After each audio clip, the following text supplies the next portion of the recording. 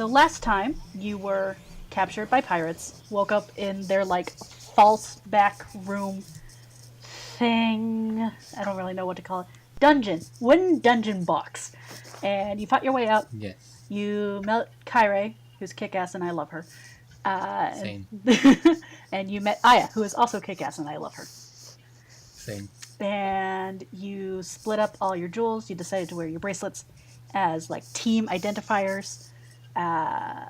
And you got like a butt ton of gold that I didn't actually mean to give you, but whatever. Whose fault is that? It's fine. Mine, because I wasn't looking wrong? at what all the gems Fine. cost. No, like the gold I meant to give you. I just didn't realize how much the gems cost when I picked them. I was just like, oh, I like sapphires and opals. Let's go with that. It's fine. That's just how it is. We'll just inflate the market. It's no big deal. All right. So, are we assuming that y'all slept between then and now? God, I hope so. I would like to sleep. Okay. Okay. So we'll start off saying it's the morning, kind of late in the morning. Y'all were tired, exhausted, so you slept later than you would assume you normally would. You wake up. You're in your rooms. I don't know how you split up between the two rooms, but you're in your rooms. Unless one of you ended up sleeping on the floor. Did one of y'all end up sleeping on the floor? False meditated on the floor. Okay. So the entire other room was just useless. Good to know. So you wake up. Well, because whoever is left alone is just going to be defenseless when shit goes down and, you know, the whole town is under siege. I wouldn't do that this early in the campaign. Not this early, but, you know, we got to get in the habit. Next time, just ask for, like, the whole college thing of the bunk beds and the other bed on the other side of the room. Anyway, you wake up. It's morning. Late in the morning, let's say 9:30-ish. Just in time to finish, like, the last legs of breakfast if you want to go grab some. Or Yes. you could grab a bath/shower bath across the hall. Or both. In either order. Whatever you want to do.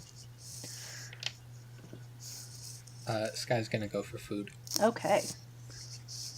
I'm going to save food until the very last second that we get out of here, in which case I'm going to have toast in my mouth as we run out. Oh my god.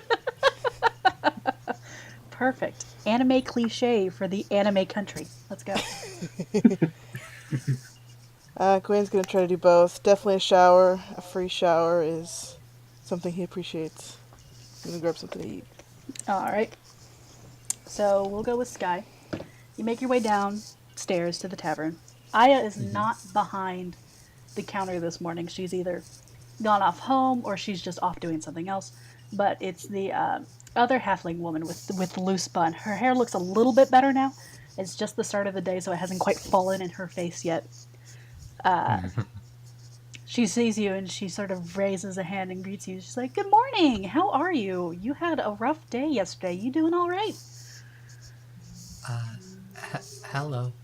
Yeah, I'm all right. Is it food? Oh, yes. Food. What sort would you like? We've got bacon, we've got eggs, we've got sausage, we've got some... and she kind of leans back over to, like, some warming pans that she's got. We've got a few more potatoes left, if you like that. Potatoes sound good. All right. And she sort of shoos you off to find a table while she hops down from the stool and starts shoveling things onto your plate. You said just potatoes, but she's giving you basically a little bit of everything anyway. Gosh. She's a nice one. Yeah, Sky just eats food. Just eats the food. Yes. You want anything to Very drink, dear? awkwardly. We've got tea. We got some juice from the press. What kind of juice? And she hops down again and she looks at the jugs. She's got, we have some apple juice and it looks like, some sort apple of... juice sounds lovely. Alright, and she grabs a mug that looks like it's meant for beer. It's like the only kind of glass they've got, though. And she pours it about halfway through with apple juice and sort of slides it over to you. Thank you. Oh, you're welcome. Are your friends going to be coming down for breakfast? I believe so, at some point. Alright. And Jay, were you taking a shower first or were you coming down to eat first? Bath first, food Okay. second. So there's two doors. There's one that's painted a sort of powdery blue, and then there's another one that's a deep red. The powdery blue one is actually for the women, and then the deep red is for the men. So you walk in, and at the far wall, there's this long, sort of shallow bathing area that takes up the entirety of the wall. It's a little bit raised up on the floor. And along the wall next to the door, there are these various different, not quite showers, but it's just sort of like buckets of heated water, or basins of heated water where you can grab buckets and sort of toss it over to you, over your head. Damn it, phone! Phone. Mom, I love you, but not right now. The immersion is killed. And there's a little I can't stool believe you sitting don't there. love your mom right now. She interrupted me. And there's just sort of bars of handmade soap sort of lining this little shelf on the wall, and they're sort of clear, and they have like bits of flowers in them. Like you see one that's got lavender, and another one's got this sort of sagey looking herb in it, and they all smell delicious. You probably shouldn't eat them, but they smell good anyway. Eat one. I don't think I'll quite eat one. But he will pick up one of the... Was it the buckets of water you said had the scents in them, or was it the soap? It was the soap that has the scents in them. So Okay. they have soap for you to scrub yourself down, and they've got nice herby and floral scents to them because they've got the herbs and flowers sort of crushed up and melted into whatever soap is made out of. I don't know. He grabs the sweetest, The water is senseless. most effeminate smelling one there. Okay. It smells the best. He isn't All right. afraid. Don't be afraid, because it's the same soap no matter what you're grabbing, wherever Exactly. room you go in. Death to toxic masculinity. Well, it's That's all it. animal fat anyway. It's all animal fat anyway. There we go. That's what it's made out of. I was going to say wax. I don't know why.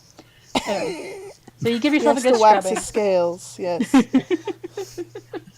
You give yourself a good scrubbing, and the warm water feels amazing as you toss it over yourself.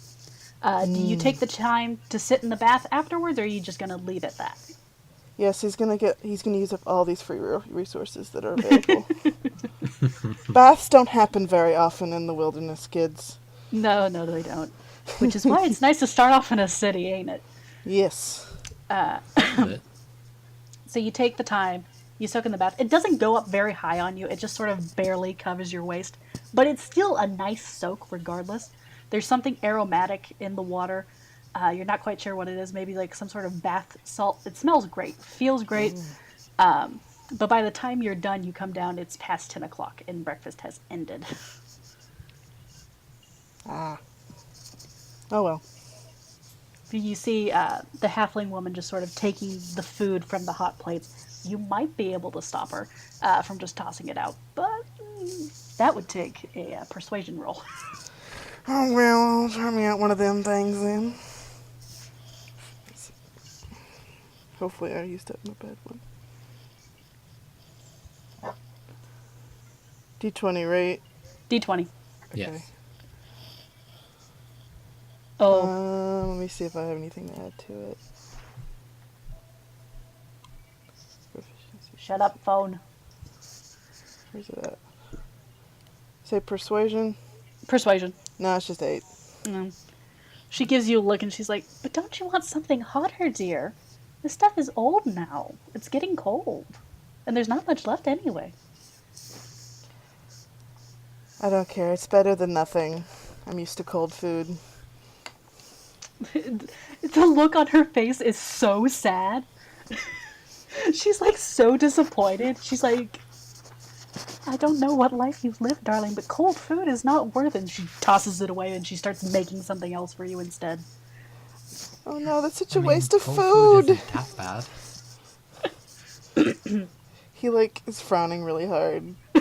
He doesn't believe in wasting food at all.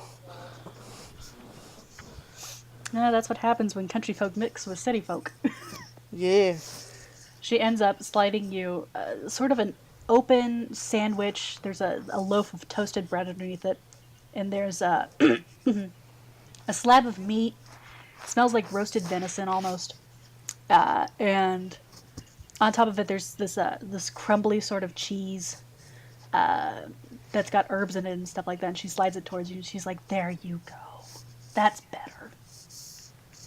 Well, thank you for going through all the trouble for me. Oh, it's my job, sweetie. Don't worry about it. Where is Folks in all this? Are you still meditating in your room?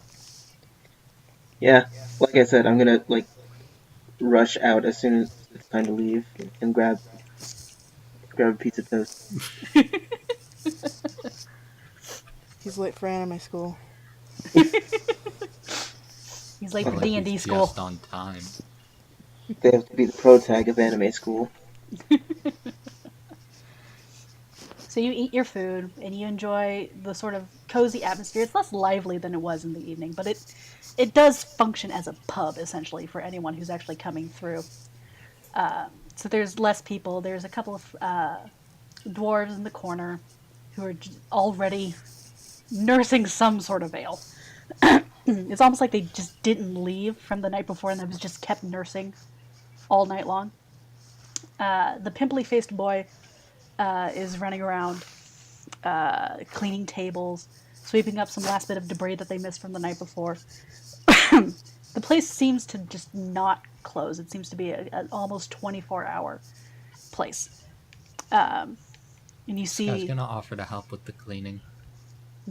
the boy looks at you like, what? No, it's fine. Honestly, I can do it. And he hurries along to do the rest of his chores. He's very shaken by the fact that anyone would offer. He's a nervous little pimply-faced boy. This poor child. It's at that moment that Aya comes in from a back door behind the bar. She's like, "Oh, good morning. You're looking bright and fresh as the morning dew." Good morning. So she sort of leans over the bar and she sort of steeples her fingers and rests her chin on them. "What are my pirate captives up to today?" Crimes. What? Crimes. We're in. Oh, I heard like That- Kymps or something. I'm like, What? what is that? What? Do you say that in character? I'm real tempted, but no. We're not criminals yet. Yet. It'll happen. We'll get there. No, please no. Let's have a nice wholesome campaign, please. Champlain. Look, we gotta have goals. Oh my Shut lord. up, Strider. Fight, fight, fight.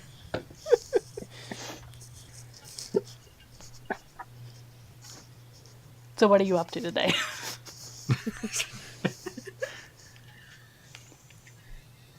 You had asked her about work the time before, Yeah. and she had, and you've got a ring. I think you still need to have identified. Right. That's important. I should do that. Look, it was 2 weeks ago. I don't remember anything. This is why you have me. Yes. This is why you need notes. I have notes, lots of notes. Notes that probably aren't all that important at this point in the campaign. But No, anyway, it's okay. They're very important. Do you know anywhere I could get a magic item examined? she looks at you, and she thinks for a moment, and she says, "Well, that'll be the Riverstone Mercantile in the floating market. They have all kinds of weird things for sale over there. I'm sure they can figure out whatever it is you found." That is... Right. Could you kind of point me in the direction. I'm new here. Obviously. I don't know where places are. Trust me, darling, I know. And she points sort of just vaguely out the door, and you see out the window there's a sort of shorter dock that's sort of away from the rest of the sort of seafaring folk. And she says, if you take the ferry, it'll be the one with the blue sail, and it'll take you straight to the market. It Okay, comes thank you. every 20 minutes or so. Very regular. People come and go constantly. That's useful. Well, you're not going to get there any other way. The floating market's on an island. So is most of the city. Look, don't sass me. She gives you this look. Like, I beg your pardon? Darling, this is Mayan. I will sass you all I like. Gawain's eyes just open real big and minds his own business. This guy just kind of sighs and goes to, do that. Go down to the ferry? Yeah. Alright. Y'all going with her? Yeah, Gawain wants to go to Yes. the market with her too. Okay. So folks comes running down the stairs and sort of just grabs a random loaf of bread from a basket on a table that the pimply-faced boy was just about to clean up, shoves it in their mouth, and takes off after you. The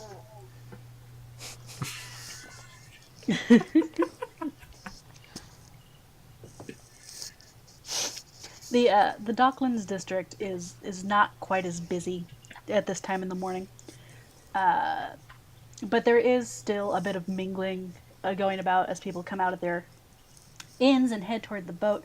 There's a couple boats already out on the lagoon heading towards the open ocean, and you make it down to the short dock where the ferry comes, and there's a small group of people just sort of huddled there. Just casual civilians. There's a couple of gossiping ladies with baskets under their arms waiting to go to the market to get produce. There's a couple of sailors who are going to sort of shove off their wares to whoever's willing to buy them.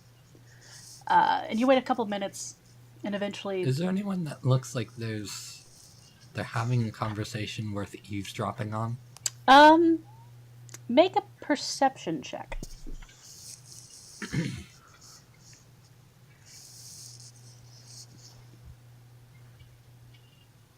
Hold on.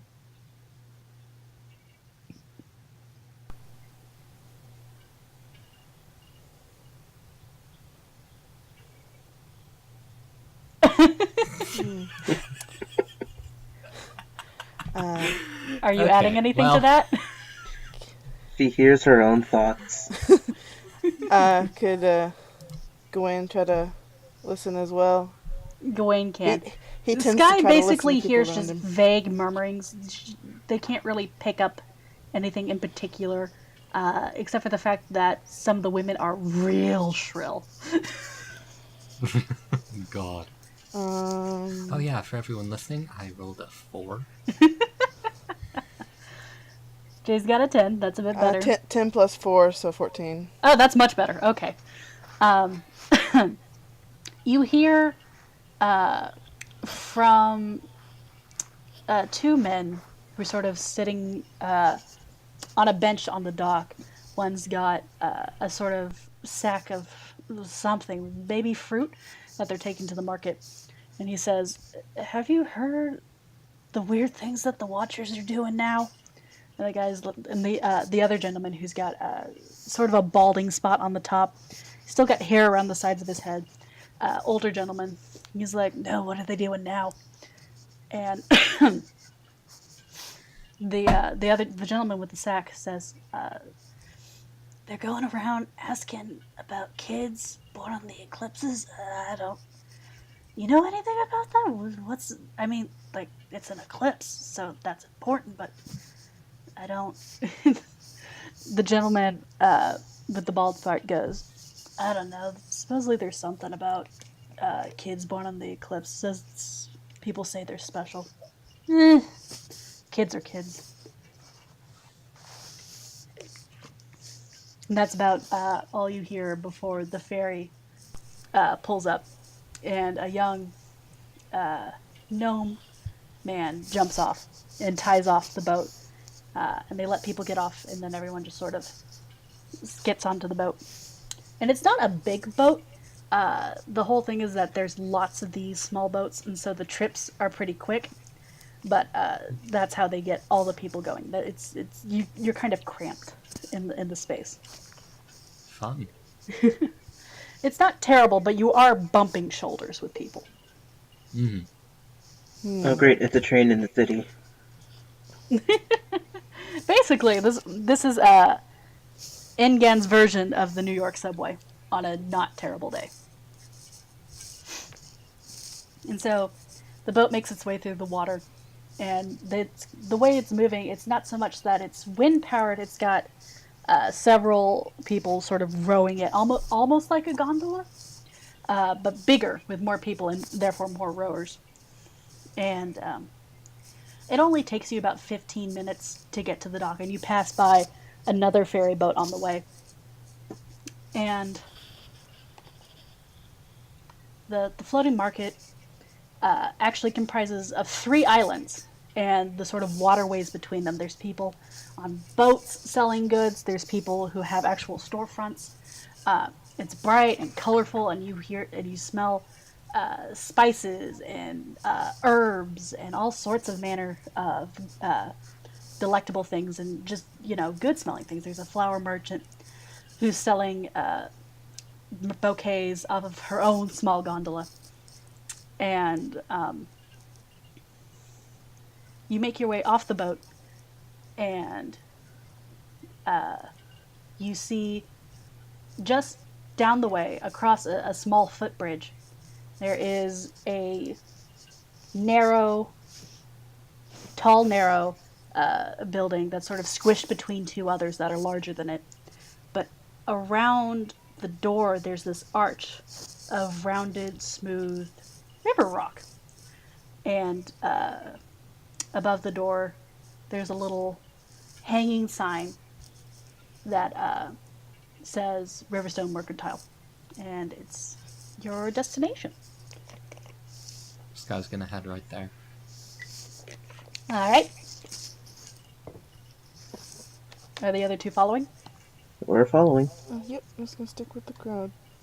Okay. You come up to the front to the door, and I mean, 3 is technically a crowd. No, Three's company. Oh my god. Anyway, you come up to the dark wooden door. It looks like it's been sort of weathered by all the moisture in the air, and it hits a small, clear. It almost looks like glass, but it's a bit distorted to be actual glass. It might even be crystal. It's the small bell. You hit it as the door opens, and it makes this tiny jinging sound. And you step into this warm, not quite dimly lit, but it's sort of a cozy interior. And there's shelves of rings and gloves and all sorts of manner of item. And behind the counter in the back, there's this stained glass window that's blues and purples, and in the middle there's these 2 crescent moons back to back in clear glass. I'd like y'all to roll a religion check. That is an 11. 15 plus 1 is 16. Okay. So Fuck dice. Gawain and folks recognize this symbol as the emblem of Laiha, the moon goddess of Benos, who is probably the most prominent deity in the land, and she's seen as a protector deity, She gave birth to the world, according to the common mythos, and it is not unusual to see her symbol in places of magic, a sort of protection from the sort of evils that can come from it, and a blessing of those who use it to better themselves and to better those around them. And as you're stepping in, you hear from the sort of loft area, you hear this young male voice going, "Be right with you! Just a moment! One sec!" It's alright, take your time. And it only takes a couple seconds, but you see a young man, early 20s. He's got this sort of messy flyaway brown hair that's sort of messy in the I woke up like this, but somehow it looks good sort of way. And it's tied back in a ponytail. And he's wearing the sort of wraparound tunic in this sort of light violet color. The only thing that's sort of off about it from what you've seen other people wearing is that it has no sleeves on it. But if you like muscly arms, that's just fine, because his arms look great. And you can kind of see why, because he's carrying this very heavy-looking crate down the stairs with him. He's just like, one moment, and he sets the box down behind the counter, and then he pops up and he gives you this big old grin. He's like, "Hey, what can I do for you?" Hi, I have this ring, and I was kind of wondering what it did. Could you, like, take a look at it and tell me? He looks at your ring. He's like, "Oh, that would be something." This guy, from... like, takes it off and hands it to him. He sort of pokes at it in his palm. He's like, "That is something from my sister." And he lays it down on the counter. You'd be like, "Be right back." And you see him go sort of to this. You didn't see it when you walked in, but now that you're closer to the counter, you see a doorway underneath the stairs that in itself has its own stairs down. And he goes to the opening and he calls down, "Yuka! Can I get your help up here?" And you hear this sort of muffled feminine voice shout something back.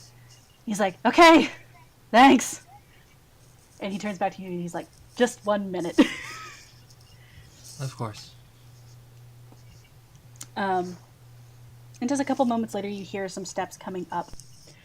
And out from the door emerges a woman who looks very similar to the man, but with one big difference. Her ears are pointed, where his were rounded like a normal human's. Her hair is dark, this sort of jet black color, and it's shaved around the sides, but the hair that was on top was left to grow long and it falls to one side. And she has the same sort of deep foresty green eyes as the young man. And behind her, in this sort of glass bubble that's filled with water, there floats this tiny blue mer creature. And she sort of strides up to you in these very calculated long steps. And she's like, "And what can I do for you?" I had this ring, and I wanted to know what it does. And she looks down at the ring, and she picks it up, and she turns it over. And the creature in the glass bubble floats forward and sort of rests near her shoulder. And they This both... guy is staring at the creature. As she sort of waves her fingers and mutters a few arcane words, and the creature just sort of glow. Her eyes glow a little, and then the woman stops and makes like this. She sort of tilts her head in understanding, and sets the ring back down. She says, "You seem to have found a ring that will let you walk on water." Holy shit. That's a lucky find wherever you found it. Yes, it is. This guy very quickly puts it back on.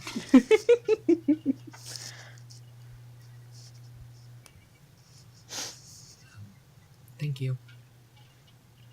The young man's face kind of falls, like a little disappointed that that's all you wanted. He's like, oh, okay.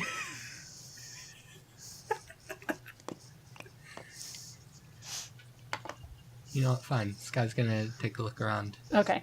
Make a perception check for me while I look in the Dungeon Master's Guide and figure out what the crap they have in here.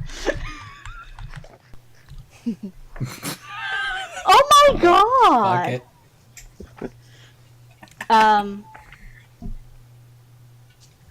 I rolled a 5. For everyone listening. And I gained 0 to that, so... Oh no. They've got some weird looking cloaks on stands along this one wall. They've got bits and baubles on shelves. You don't know what any of this is, but some of it's really shiny. What's the shiniest thing? The shiniest thing is gonna be this set of armor that's set next to these cloaks. It looks a little bit like the armor you saw the city guards wearing the other day. It's made of this beautiful silvery material.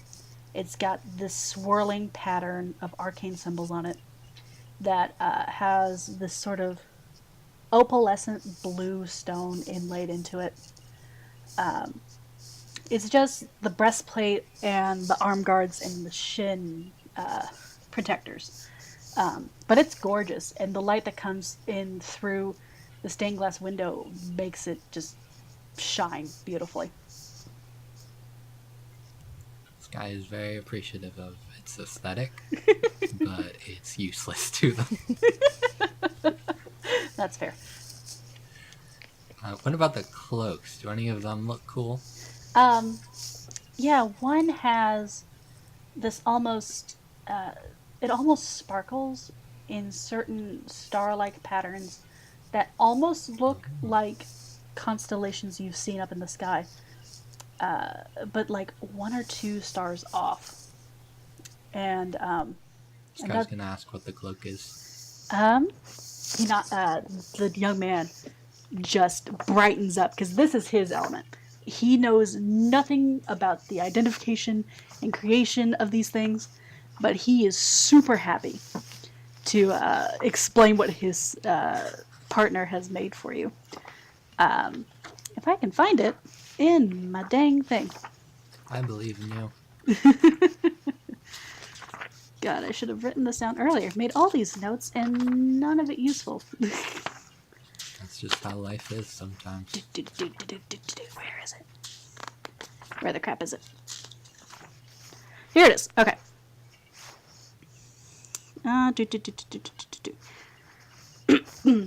That, my friend, is what my sister likes to call a robe of stars. And if you know how to do magic, it'll let you do the little pew pew pew pew pew thing that y'all like to do.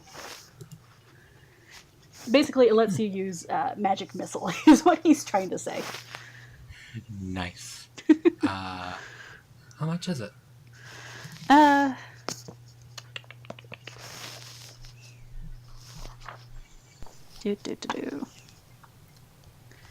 More looking in the book.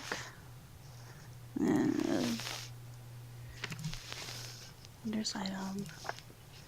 Very rare.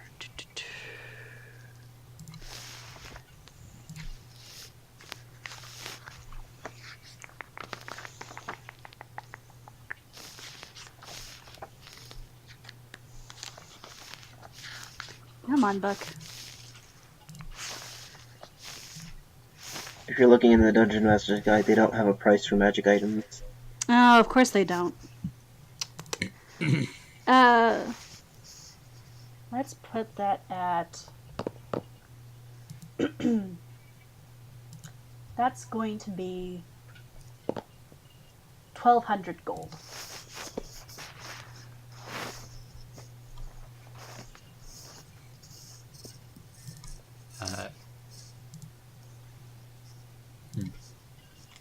This guy's just gonna put it back.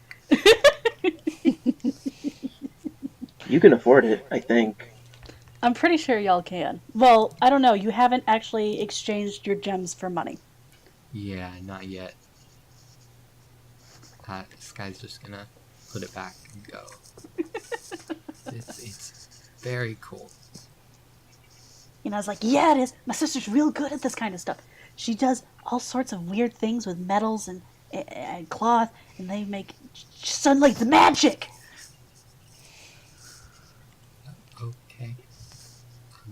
He's real Either of excited you two about all like this. anything? He's real excited about all this, even if he has no idea how any of it works. Honestly, relatable. There's not much I can really use. Yeah, this really isn't a store that's helpful for me. Well, it depends. Depends on what you're looking for. Just because some items let you cast magic spells doesn't mean they all do. That's true. He can take a glance around. All right, roll a perception check for me.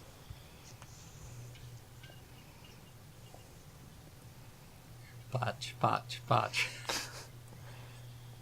Hey! Plus it's 21. Okay. You look along the shelves and you see in this glass case there are these two gloves made out of this deep black material with embroidery in this beautiful silvery thread. And when you turn and ask what that is, Yuka says, "Those will allow you to catch things out of midair before they hurt you." They are basically gloves of missile snaring. How much is that? Those are going to be 500 gold. I have absolutely no idea how much money we have. Yeah, I forgot to change if that we- on my sheet. If we could afford 1,200, then I know 500 is something I could afford, but I honestly have no idea how much money we have. Well, lucky for you, I have it recorded on my sheet and we all split it evenly. Oh, good. Shout Okay. out to How Mark. much? 100 gold, 5 platinum, and a sapphire worth 1,000 gold. We never split the opals, and I don't remember how many opals we had. Just the one opal, I think. Really? I thought we had like I thi- 5. One sec. I wrote it down myself. Okay, so it was 100 gold, You found 2 opals. I'm sorry. 5 platinum, and gems and stuff. Yeah, you each had a sapphire. Between you, you have 2 opals. You had the 4 gold bracelets, which you are currently wearing with a spare. The 5 platinum, and you found 300 gold altogether. So you split that up between the 3 of you. And each of the sapphires are worth, I think, 1,000 gold. They are. That I wrote down. Yep. How much are the opals worth again? The same. Really? I told you I gave you more money than I expected to. I don't know the conversion between platinum and gold in this universe. 10 gold per platinum. Okay. Yeah. Okay. Basically, it's 5. Is it 10 copper per silver, and then 10 silver is gold? Yeah, And then 10, 10, and 10 10. So gold how is much platinum. gold does each person have? Like, if you translate or converted it all into gold. 1,150. Yep. Okay.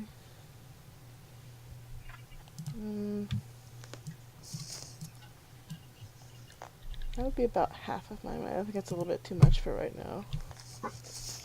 Yeah. Alright, Spirit Folks is gonna look around if everyone's window shopping. Yeah. I'll put this as a maybe later if it's still here.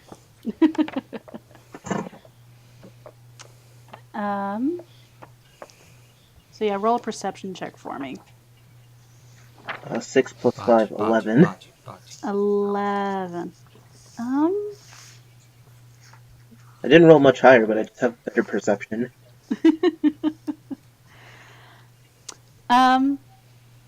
You find a small dagger that looks like it's been carved out of a very long fang of some sort. The hell does this do? You fill in a tooth? The young man, whose name you still don't know, goes, "Oh, no, that poisons people when you stab them with it." Really now? How much? Do, do, do, do, do. I said, 2 billion.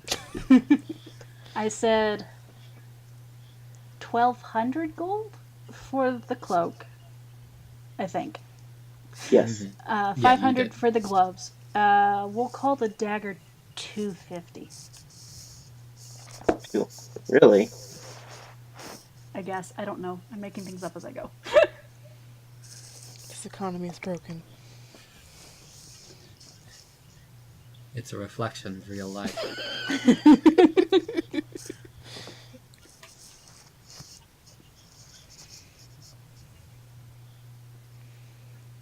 You gonna get it?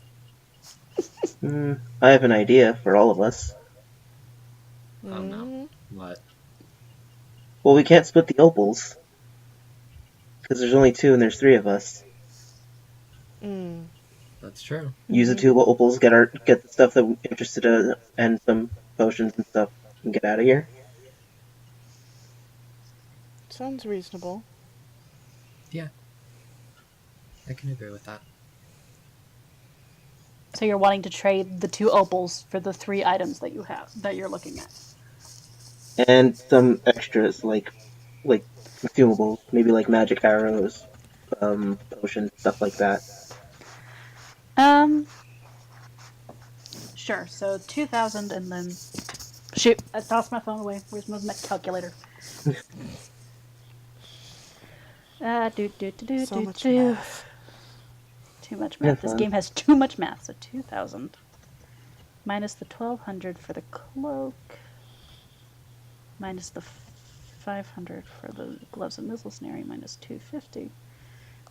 You would have 50 gold left, so that would probably buy you a magic arrow or a potion.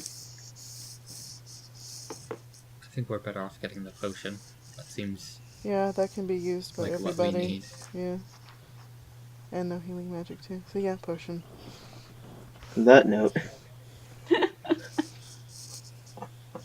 Alright, so we'll get 1 magic potion. Okay, what? Just the potion of healing? Yes. Okay.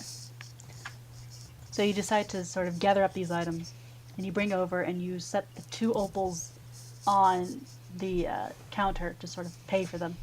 And Hinata looks at them, and then he looks at you, and he looks back down at the opals, and he's like, "Well, I've never seen anybody try to pay with just raw gems before." Yeah, we're kind of... we're kind of new to this town. What can I say? It's new wave.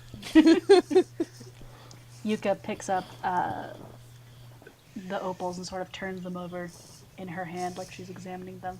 And then she holds them up for her little mermaid friend, who stares at them. And she sort of turns it over for it as well. And it gives her an approving nod. And she says, "Very well. We will take this trade. I'm sure I can do something with these." Nice. And so, and then Hinata sort of rushes back up the stairs and comes back down with a, carefully this time, he comes back down with this small sort of crate with different potions in it.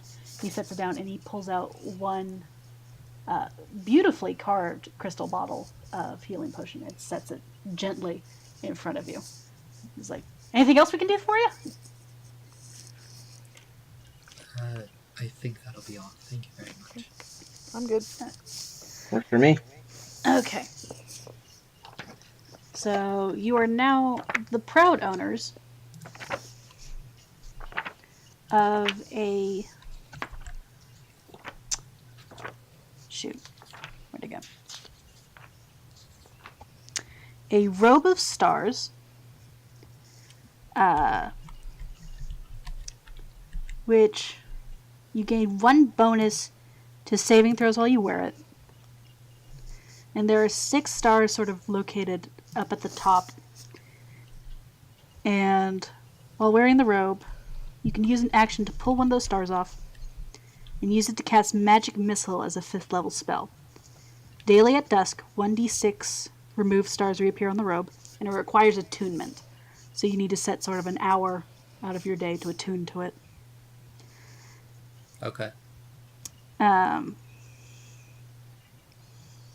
then, while you are wearing the robe, you can use an action to enter the astral plane along with everything you are wearing and carrying.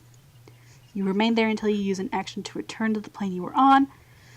You will reappear in the last space you were occupied, or if that space is occupied, the nearest unoccupied space. Man, I should have made you pay more for this. You lose. This is what happens when you're a first-time DM and you don't know what things are worth. Nah, just make fun of the That's just how it shopkeepers happens. for underselling their wares. And then Yeah, just say it was an in-character thing. We're frugal buyers. Yeah, they didn't know Let's you everything it get could out of do. jail free card. and then we've got Gawain has Gloves of Missile Snaring, which also acquire attunement. Basically, you can use your reaction to reduce the damage by 1d10 plus your dexterity modifier when a ranged weapon hits you. If you reduce the damage to 0, you catch it. If it is small enough for you to hold in your hand. Is there a limit to how many times you can use it? Uh, I have to be wary of this now. You can it's a reaction, No. but you can only do it once per turn. once per turn. I meant yeah. like, could this magic only work like? No, Nope. it doesn't have a limit. Okay, that's necessarily. what I was asking. I have to be wary of this now. So I'm gonna ask this probably often now. And then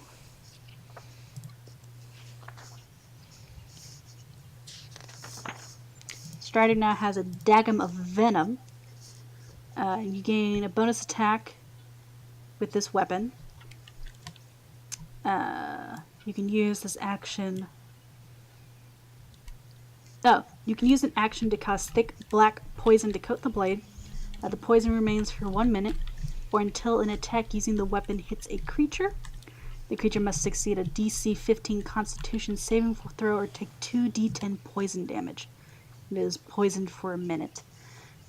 The dagger can't be used this way again until the next dawn. Nice.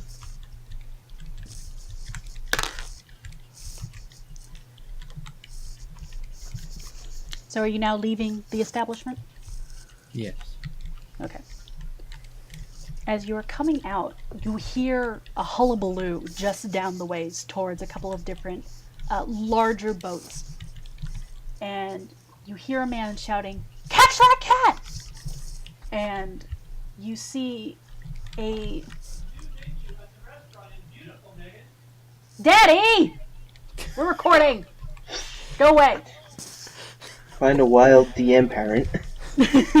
Wild DM A parent. wild father has appeared. Wild father has appeared. At least he has not burst in and told me to shank somebody. Roll for initiative. Not yet. And you see a large black wildcat bounding your way. This guy's gonna move out of the way. Folks is gonna try to grapple the cat. Oh god. Like both roll for this? Guys, I got this. I'm the animal man. This guy's still gonna move out of the way. Stand back. Well, you're gonna have to wait until after I try grappling it. Will you Like, try very- grappling then? I could very well just flat out miss the cat, so you might have your chance.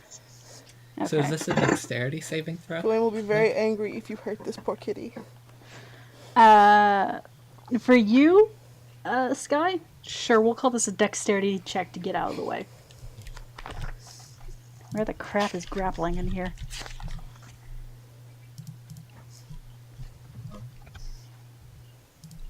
Grappling 5e. Oh my god! Poor Another Sky. 4? So that's a 5. Poor Sky. You sort of try to back out of the way, but you end up falling through the still open door back into the Riverstone Mercantile and just kind of landing on your ass in front of Yuka and her brother. This guy just kind of waves. Just gotta own it. No big deal. Yuka looks very concerned, but she's also not getting out from behind There's a big cat thing outside. You see the young man. I still don't think you've learned his name.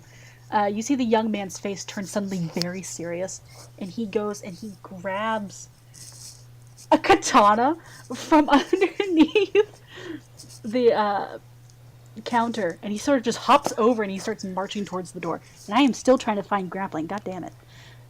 It is athletics versus their athletics or acrobatics. This guy moves out of his way too. Gway looks over at this man and says, "Don't you even dare hurt this animal. It is afraid. It needs our help." Okay, one sec. Can I roll to get out of his way too? Sure. Roll to get out of his way so you don't get stepped on. Guy is just spin dashing around everywhere. There you go. There you go. 16. Okay, that's better. You successfully roll out of his way before he accidentally steps on you. Or not so accidentally. Depends on his mood. I love this journey to understand grappling. This is good. Okay, I found it. Alright. So... athletics versus... They can choose either athletics or acrobatics. Okay. Both are just strength, right? Acrobatics is dexterity. Okay. Oh, they're both about the same, so... that's gonna be a no from me, probably. Depends on what you rolled. Well, I rolled forever ago and I got an 18, but I was... Oh yeah, no, you got it, because it has a 5. So you have successfully grappled this panther. Oh god. I was gonna say... I didn't expect to get this far. Well, I'm gonna cradle He it... stands back up and gives a thumbs up to the camera. I'm gonna continue what I was originally planning still, despite the realization that it is a goddamn panther, and cradle it like a child. And turn to go away. It's like... Oh god. Christ. The cat looks so confused. It's like, it's got its giant paws just sort of dangling in front of it, and it's looking around like it doesn't know what's going on. Yoink! Gwen's making a face like he's just looking at a little baby. And it's just so adorable. Okay. So I'm gonna need you to roll... Shoot, where did I... an animal handling check. Alright, let me go over here. I have a backup plan in case this doesn't work, so let's see. Oh no. Botch. No. I am holding a goddamn panther. I don't want this to botch. No, I'm saying I got a backup plan if this doesn't go right.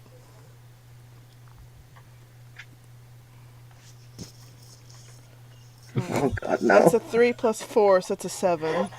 Oh my god. As you sort of come close to the panther to try and like calm it, it swipes at you with its paw. Luckily the claws aren't out, but it does whack you in the face for 2 damage. Can Sky roll animal handling now? You can try? Gawain doesn't flinch. He just stays The right dice are where he against is. me, so I'm gonna roll whenever I can. Oh my god. Oh my Thank god. So that was a nat 20. But this isn't for you! Okay, you approach the cat, and for some reason, you know, the ranger had so many issues trying to get this cat to be nice to him. It just starts purring. It likes you. No idea why. But it does. Sky pets the kitty. They're very happy with this turn of events. Gawain, please Gawain roll wants another to- animal handling check so we can salvage this. I spent all my life being an animal man. You betray me. Oh, thank God. There you There we Okay, go. 22. You There needed go. a 10. You needed a 10. I set it that low for you. God hates me. Whoever this goddess is, she hates me. I've decided. She doesn't like me. Lord Liha Jesus doesn't is hate smiling upon anybody. you. Well, she hates me now. I'm the one. Alright. Alright. He So, goes over to pet it. He has a bit uh, of his sandwich in his pocket. He offers it to it. Saving it for later, but nah. He wants to salvage this relationship. the panther, smelling the food, immediately turns away from the attention that Sky is giving it and sort of starts Sky wiggling looks to get very out. sad. Starting wiggling to get out of Folks' grip so he could eat the sandwich. I'll let it. I'll like move it a little bit closer to get damage. Aw, You have fed the see, panther. that wasn't so bad, was it? The panther starts. I don't know if panthers can purr, but for the sake of the story, They we'll say purr it purrs. now. They purr now. It's a fantasy world. We can do whatever the This fuck is our we reality. Panthers Cats purr in purr. Wakandan. I am God and I say I panthers purr, demand to damn it. see the awful person that caused this distress. You see a pale gentleman running forth. He's got this awful, greasy blonde hair that's sort of like hanging loosely around his face. But he looks dressed surprisingly well, despite the rest of his appearance being kind of off-putting. And he runs up and he sees this monk cradling a panther with a dragonborn feeding it half a sandwich and a wizard just still petting the cat, just scritching behind the ears. And he's just like, he throws his hands up and he's like, you know what? Fine. It's more trouble than the money I was going to get for it. And turns on his heels and walks away. That is the smartest move you've made all day, my friend. He flips you off over his shoulder. Gawain double flips him off. He's not looking at you. I don't I care. cast a message to say fuck you, asshole. So, you now have a panther in your possession. Alright. This And, is the greatest day of our life. Is it reasonable to say, like, if I set the panther down, it won't, like, run away because it wants to be close to Gawain and Sky? Yes, you can set the cat down. Alright. Sky It's is been hugging fed. the It's panther. here forever. This is how cats work. Team pet, team pet, team Yes, pet. we are keeping this. Yes. Gawain gets to name her. Yes. I don't know the gender of this panther, and I don't think I want to find out anytime soon, personally. Unless someone else tells me. It is a girl. Yes, I was just gonna say let Jay decide because this is Gawain's animal partner. I don't care if Sky rolled higher. It's Gawain's animal partner. Damn it! This was for me, damn it. There's our episode title. This is for me. Damn it! Or Team Pet. One of the two. I don't care. Sky's Probably just Team Pet. clinging onto the panther and sobbing like, no, don't go. She's not going anywhere. You're just not going to be able to use her to dramatic. attack things. And the young man from the Riverstone Mercantile is just standing in the doorway, jaw slightly agape like he has no idea what he just witnessed. And he turns over his shoulder, he's like, Yuka! Our customers are weird! Gawain is... Boy! And Yuka's like, do you... So are you. And Yuka calls back, do you know what city we live in?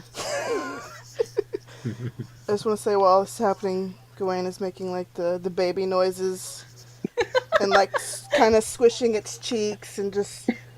He's that dad.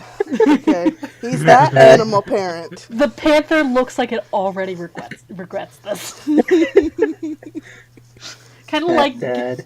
the normal cat thing where it just sort of stares at you God, with this Dad. vague, judgmental look on its face. I would have to think of you a name, but that will take some time. No, I demand a name right now. Right now, I don't have time to Yes. think of a name. Look. Look. I don't know. I didn't have anything to follow that up with. I would say T'Challa, but we don't want to get copyright claimed. She's a girl. Okiai. It can be feminine. It ends with an A. I don't know enough about languages. Nala. I was considering naming her, like Gwendolyn. Like Wayne. I love it. Yeah, that works. Good name now.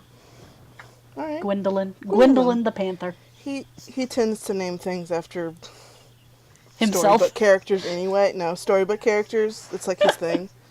So, that Well, works here too. if it's Gawain, Guinevere would work. Guinevere. I think that's what I was thinking of. Guinevere, not Gwendolyn. Yeah. And could just say Guinea for short.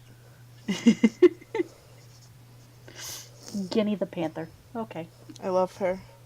I love her. I've only known her for like 5 minutes, but if something were to happen to her, I would kill everyone in this room and then myself. Well, I need to figure out how many hit points this dumb cat has then. We How need. dare you? We She's now not need dumb, I'm art sorry. of Gawain, just like holding Guinevere. Just have a sword out and the other arm. Well, you better take good care of her because she's only got 13 hit points at this point. It's okay. And an armor She's- class of 12. She's just here to look pretty. She's just here to look pretty. She ain't going Yes, to be in guy's just danger going to unless I'm like maintain dying. a casting of false life on the cat.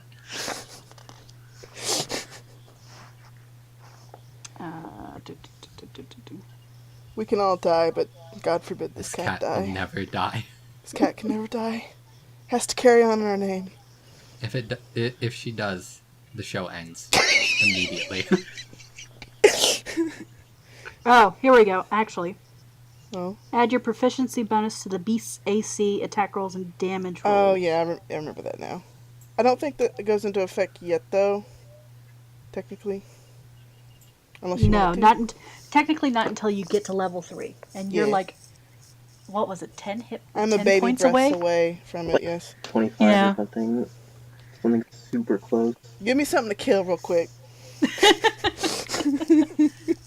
Well, if you head over and find some work somewhere, we might Just be able murder to do Sky. that for you. You can't be a necromancer if you're the thing that's dead. Not Not with with that that attitude. Oh god, I'm hearing it in stereo now. You're welcome. The problem is you Yeah, say but that, you but love like this song. the problem is you say that, but like that's like how most necromancers operate. Their whole goal is to kill themselves so that they can become immortal by being undead. Oh boy. How We're lichens not I work. there relate yet. to part of that goal. Amazing.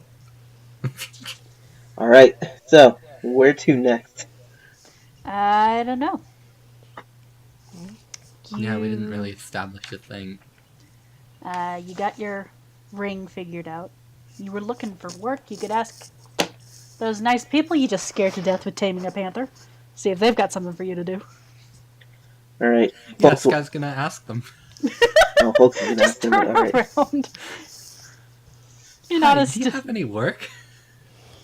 The young man looks at you, still unsure what to think about you now. And he keeps his eye on you and calls over his shoulder. Hey, Yuka! We got stuff for these weirdos to do? And Not that weird. Yuka says, please don't call our customers weirdos. It makes them not come back. Is it because I Oh have no, scales? we're coming back. I like you guys. What awesome weirdos, though. But then you hear sort of the shuffling inside the building. And a couple minutes later, Yuka comes out. Her little water fae friend still floating by her shoulder, and she's got this small parcel in her hands. And she says, "If you could take this," and she sort of just holds it out for whoever to take. To the Sky Temple grabbed of Guiding... Okay. To the Temple of Guiding Light. Shoot. What was the NPC's name? I made so many over, like, the last 2 days, guys. I believe it. Here we go. Stormcatcher Glory is asking for it. And if you return with it safely delivered, I will pay you 5 silver each. Okay. We'll do that. Better than nothing. So, the only way to get to the Temple of Guiding Light at this point is to get back on the ferry and ride it over to the Docklands. So you can do that now, or you can sort of wander about the market a little more. How will the fairy feel about wild animals? The fairy can suck my dick. Probably not great. That panther's going on that boat. How about, does the rule of if it can fit in a bag, it can go? I don't think your panther's gonna fit in your bag, but if you can carry it... Or you might just get, like, a duffel bag and just, like, shove it in there. I'm a 7-foot-tall lizard man. I'm sure I can carry it. Or, I mean, folks could do it again, since they seemed to like it so much last time. Not to mention, like, a panther is still a cat. Remember, if they fits, they sits. They sit. This is true. I have seen pictures of tigers that prove this. I've seen lions play with boxes. Mm-hmm. Anyway, Okay. so you can either attempt to carry the Guinevere in your arms, or you can try and, like, empty out one of your satchels into someone else's and sort of... No, I think carrying sounds easier. Yeah. Okay. We can all She's three like hold carry-on. her. We can all 3 hold her. Okay. Sky immediately glomps on. Okay. If Sky's gonna try, actually, if all of you are gonna try, I need you to make strength checks. Oh no. I'll have to open up the page for that one, probably. It's only a medium creature. It shouldn't be that No, hard. I don't. 16. Sky just sort of, like with the barrel, just sort of scoops it up and is able to carry her, seemingly without much issue. And then I got a 12. And I got 10. Sky is carrying the panther, Cool. which is a hilarious sight.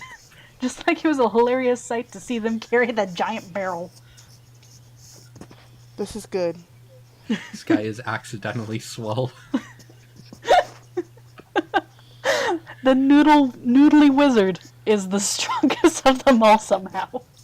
Once again, Gawain is impressed. Gawain will remember this. And so will Yuka and her brother. Guy is just, like, lifting from those freakishly long legs. Yeah. What about those freakishly long legs? What? She's lifting with her legs. Oh, yes. Okay. Which is what you should do, kids. Yes. Weightlifting tips for the person who doesn't lift weights. It's I mean, full. hey. Sky's the one carrying the panther. So it fits. I should say, this isn't a full-grown panther. It's Let me have this. it's mostly full-grown, but you can... It's still It's a young. juvenile. Juvenile, thank you. That is the word I'm looking for. Kitty. Mm-hmm. Actually a kitty. Yes. Still technically a kitty. So you wander back towards the boat, giant cat in your arms. And as the ferry's pulling up, the people who are coming off it just sort of gasp at the cat and sort of give you a wide berth. around Sky it. just smiles at the ball. And Guinevere is just like, I don't know what kind of sound a panther makes. Deep, Well- low meow, kind of like, why? I'm gonna see what kind of panthers there are and decide what she looks like. And as you're getting on the boat, everyone who was getting on the boat just with saw you it. decides to immediately exit the boat. This is what I'm talking about. Yes. Oh, this is one way Oh, to so make space. she's solid black. We'll go with that. I love her. God, I don't know why. I thought there were other kinds of panthers, You but can all I take got your turn, results you just were for can't come solid talk black to me. ones, so that's Yeah. how it be. No, it doesn't pick up that, but it picks up voices. It also picks up you talking to people that aren't in the call. Oh shit, what up? Yeah, sorry, my brother came to ask when we'd be done recording. I was like, I don't know. Fight. Because he takes a shower at night, so he's like, I want to take my shower. I'm like, then go! I'm not going to pick up that. No, this is a police state. Even if it does, I can probably edit it, and also we're only 2 episodes in. Yeah, no one cares about professionalism when we're the only ones viewing it so far. Oh, us and then my one friend. And maybe some others. It got downloaded 5 times, so clearly other people are listening to it. Holy shit. It's a lot. And that's only from Mediafire. I have no idea how to figure out who's Oh, downloading. you said downloaded. Downloaded, yeah. I thought you said downvoted. I was like, damn. No, downloaded. What's I don't wrong think we with have people? any likes on YouTube or anything. Yeah, the alt-right are launching a smear campaign. There's too much queer in this game of Oh D&D. my god. Anyway. I'm Anyone surprised who their was... complaint is there's too much queer in D&D.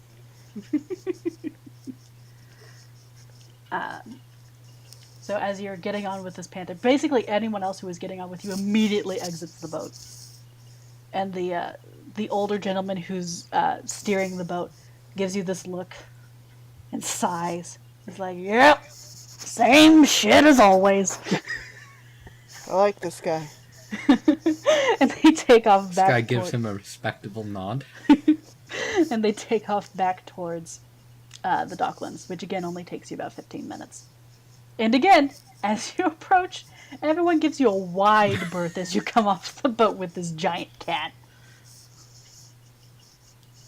Gawain is completely tickled by this wide berth everyone's giving him. He does not like crowds. This guy's just very happy to be holding on to Guinevere. Guinevere. Yes. It's a fancy name for a fancy cat. Damn right. It is. So now we need to give this cat fancy feast. Yes. And so you step back towards the main thoroughfare of the Docklands. And you turn to your left and you see at the far end of the road, the giant, massive complex that is the Temple of Guiding Light. We head there? Okay. So as you're walking there, are you still carrying Guinevere? I would assume so. Okay. Does she want to be held, though? Should I roll another check?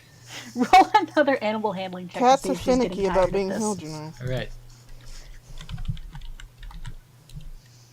Nope. Oh no. Okay. No, she is starting to get squirmy, and when a giant cat like that gets squirmy, it is very Sky hard just to think. drops her. She sort of rolls out and lands on her feet. And then just sort of stands straight and then sort of looks at you.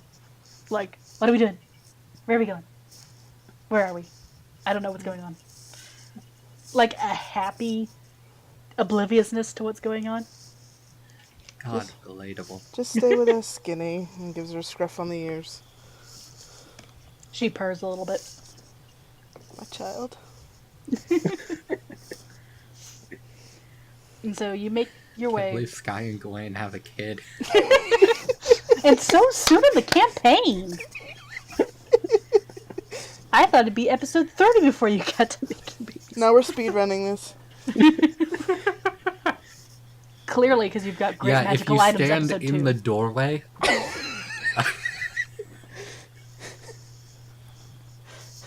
You can clip right into the parenthood phase of your life. Just like The Sims. Um, clip into Parenthood is a good episode title. God, we have too many of those. It's hard to pick when I upload. It's almost like we're funny. God, imagine that. Got him. Roasted. So you make your way towards the massive complex at the end of the road. And as you get closer, you begin to realize just how tall that tower is. Like, it is massive. You could probably see it for miles out to sea. And as you approach, there's a archway that leads into this open courtyard. And in that archway, you see a young half-orc man in dark robes with a broom in his hand, and he's just sort of sweeping this open area. And as you approach, he looks up and he's got these bright, pale gray eyes. And he sort of looks surprised. He's like, oh, welcome to the temple. My name is Brother Soren. How may I help you today? We're here to deliver a letter. It's not a letter, it's a parcel. He's like, oh, to one of the acolytes? Guy, who are we delivering it to? Fuck if I remember. That's out of character. The one that accepted the quest. I forgot what we were doing. Maybe Sorry. we'll see when we You get were there. too if caught this is up in where it your goes. cat. That's fair. I was just going with the crowd, okay? You were tasked to take it to Stormcatcher Glory. Stormcatcher Glory. Glory. Okay. Yeah. I couldn't tell if that was a place or a person. It's a person. Okay. Okay. Sky says, yes, we are here to deliver this, and they kind of hold the thing. Apparently they just were carrying that, too. Not sure how that works. Pocket. Whatever. Pockets. Pockets. We are delivering this to Stormcatcher Glory. His eyes sort of widen. He's like, oh, okay. I will be right back. You stay there. And he sort of points exactly to where you're standing, as if This guy takes a step back. he's like, Wow, what a rebel. he sort of falters a bit, and he shakes his head, and he rushes off, kind of dropping the broom on the way. And you sort of stand there awkwardly for a long while until How we roll. What? That's how we roll. That's how you Awkwardly. roll. Considering the numbers we've gotten tonight, yeah. Doing our best out here. I know you are. This guy And- keeps petting Guinevere.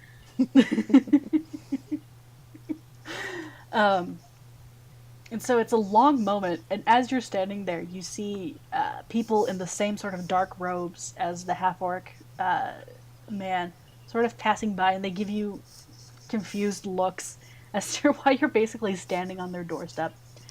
You see a couple of other people pass by in fancier robes. You see ones of red and silver. You see others of dark blue and the sort of ivory white, and others still in these pale green robes. And eventually you see the half-orc man coming back with a very tall, slender tiefling man with Oh this my god. Slender Man is real. God. he has this lavender skin and this silvery white hair that sort of curls and falls down around his shoulder. He wears these pale green and ivory robes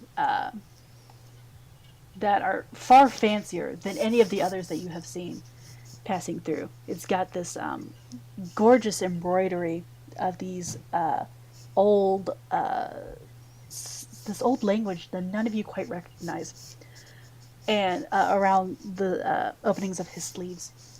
And as he comes forward, you see these two other people coming with him. One of which is this halfling woman with this dark brown hair tied back in a high ponytail. Um, she wears the dark, deep blue robes, and it looks like she has a breastplate on underneath this cloak of hers. And there's also a human woman. Her hair is dark, but it's sort of graying. And she has these warm, soft brown eyes, and she's wearing those robes of red and silver. And she has this circlet around her head that's sort of in the center is shaped into this starburst. And as they approach, the half-orc gentleman sort of steps aside and gestures to the tiefling man. He's like, I present to you Stormcatcher Glory, High Priest of Kishima, here in Engan. Scott just holds out the parcel. And the tiefling man sort of waves the half-orc off and is like, thank you, Sora. That will be all. You may return to your duties. And Soren sort of looks around because he realizes now that he doesn't have the broom anymore. And he sort of finds it and picks it up and just starts sweeping again. But you can sort of tell he's keeping like a close eye on what's going on. And the man steps forward and he says, and who might you be, my friends? We're adventurers. This is from Riverstone Mercantile. He's like, people there. Yeah. And he extends his hands, waiting for you to set the parcel in them. Yeah, Scott gives it to him. Okay. And he starts sort of unwrapping it a little bit, and he peeks in. He's like, Yuka does such good work. Doesn't she, Nari? And the halfling woman just looks at him, and she's like, why am I here? I was doing things. And he's like, but there were friends waiting. Isn't it nice to meet friends, Nari? And she looks over at you, and she shrugs. She's like, better than enemies, I assume. And Sky waves. And the human woman says, I have not seen your faces before. You said you are adventurers. What brings you out here to the edge of the continent? Oh, we got kidnapped by pirates. And she sort of is taken aback by the casual way you say this. She's like, oh, you poor dears. I hope they had not taken you too far from home.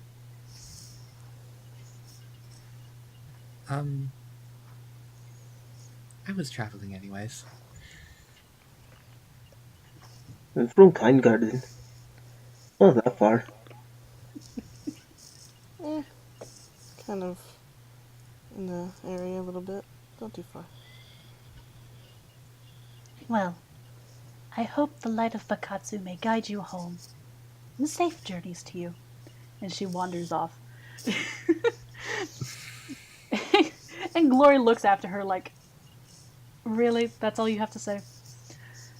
And it's at this point you hear the clanging of a very heavy metal bell. And the woman in red stops and turns back. And you see Nari, the woman, the halfling woman, sort of tense. And behind you, a young man in basically tatters, almost. Like just this dark brown, almost like a friar tuck robe. And he's ringing his bell. And he's calling out, almost like a town crier. He's like, the old gods are dead! Long live the new gods! And Nari just tenses, and you see her go to her side, where you see a mace underneath her cloak, and she looks about ready to tackle this kid and just start beating him. Can Sky just kind of step in and be like, "You should maybe go elsewhere, sir"? If you walk up to this kid, and he pauses just briefly, and he's like, "No, you don't understand. No. This is where I'm needed the most." And he rings his bell louder. And you see several other. I'm trying to shove him out of the way. Roll a strength check.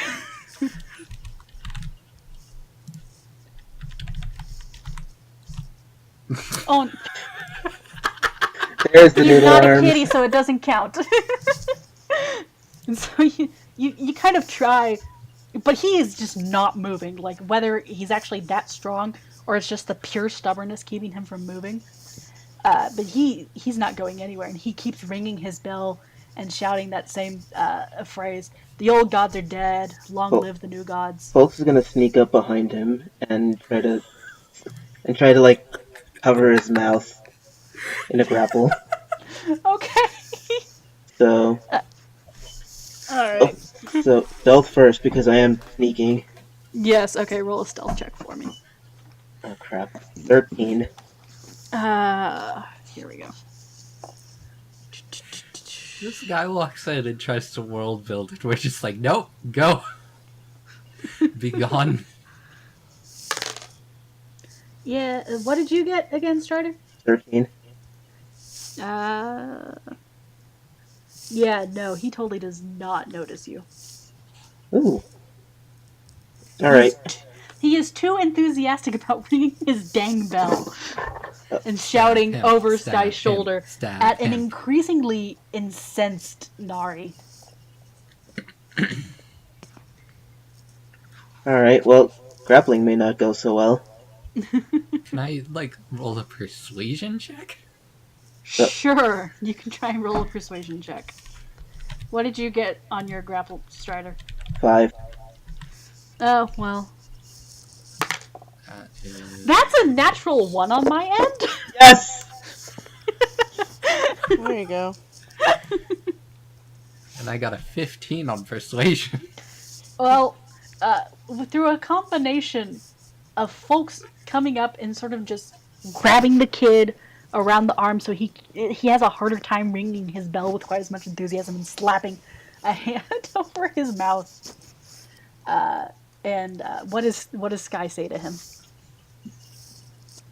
Look, now really isn't the best time, so if you could just please leave, that would be best for everyone. I don't want you to die. And the kid sort of, and this is a young guy. This guy's maybe 20 at the oldest. And he sort of looks over your shoulder where he sees Nari grabbing at her mace, and his eyes go wide, and he starts nodding enthusiastically. But he can't really go anywhere. He can't really go anywhere with Folks holding him. Unless Folks is physically turning him for him. Folks? I will turn him in the opposite direction and then say, Avatar don't want to see us this soon. Go on and live. And so you sort of give him a shove on his way. And he starts just running down the hill, but his bell is still ringing. Put the fear of God into this kid. Glenn is just a little bit disappointed that it didn't get very interesting. You get diffused early. Hilariously enough, though, the kid is still ringing his bell and still yelling. He's just going in the opposite direction. I shall nail it. What was that, Strider? No, it was just cursing. Okay. Scottish cursing. Okay. And Glory and Nari and the other woman sort of step out into just outside of the temple complex. And Glory gives this sort of sigh of relief. And he says, well, that could have been worse, Nari. And he's just sort of glares accusingly down at her, and she's got her hand sort of still on her mace, and she looks vaguely disappointed that she didn't get to kick this kid's ass. Well, I'm glad we could help. And she turns and she starts arguing. She's like, those people have been coming around here too often, yelling those nasty things, and I will not stand for it. We don't have to murder the goddamn child. He has a It's point. more than just that child. There's dozens of them, and I don't know where they're coming from, but they keep spouting that nonsense about the gods being dead, and I'm sick of it. Okay, would you like us to find out what's going on and help?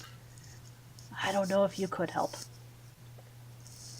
We came to the bloody I mean, we Panther. stopped this from getting any worse. The tall, What could possibly go wrong? the taller woman steps through, and she's like, I appreciate the gesture, but it's best you leave these things alone. There are other people who can handle it better than any of us. And who are they, if I may ask? And she sort of gives you this meaningful look, like she doesn't really feel like it's necessary for you to know. And she sort of just shoos you on. She's like, thank you for your help. Come back anytime. The gods will welcome you.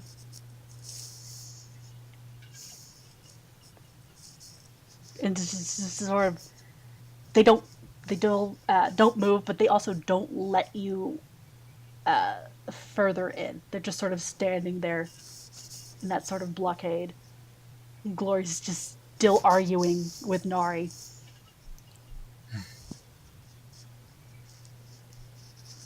I guess our job here is done. We did our part of it. Aye. Alright. And back to the market you go to collect your 5 silver each. Yep. Cash money. So now you all have another 5 silver to your name. Each. Thank God. We gotta recuperate our losses for items we bought.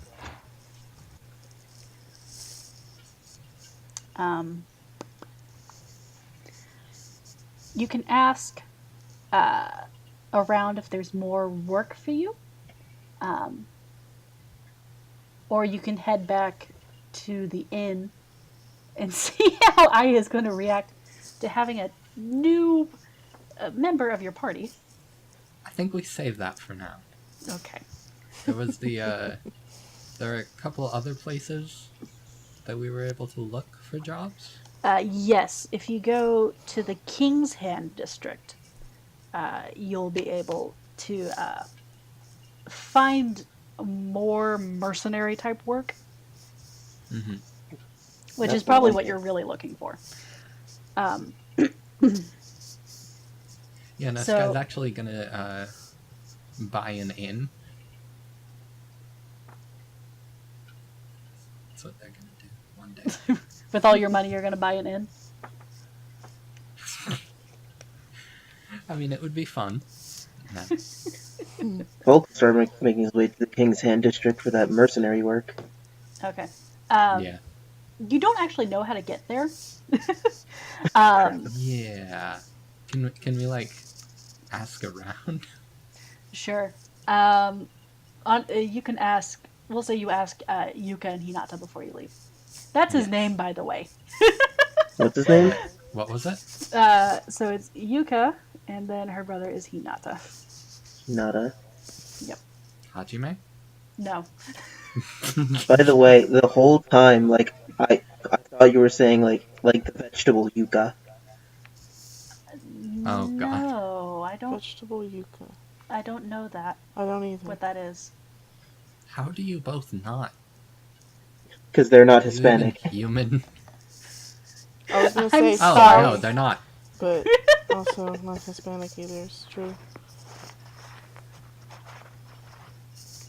Anyway.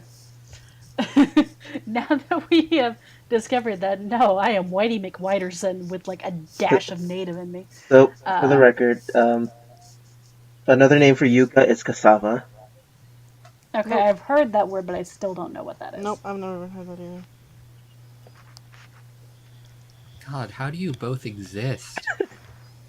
And a very low population of Hispanic people in my area. Sounds like you need to move someplace else. Like, Don't I know it? you and My I family's need to not fry up very some yucca one day. my family's not very Yeah. explorative when it comes to food. Anyway, Burn them.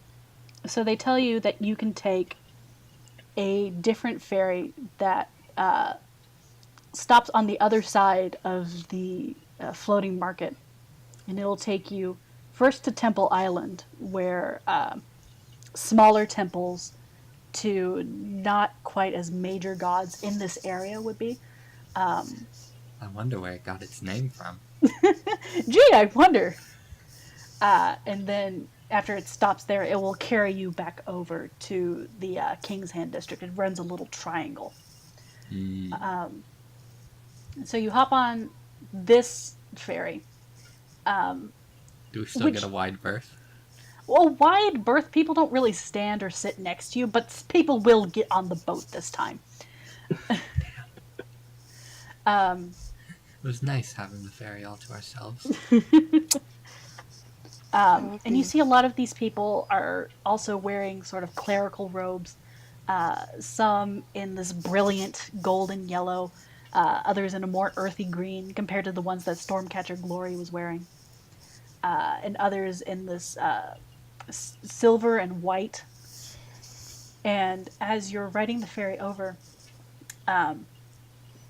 they all get off together at the Temple Island, and you figure that these are sort of the clerics and the pages that live and work in these temples. And you see this young woman standing on the dock, away from everyone else.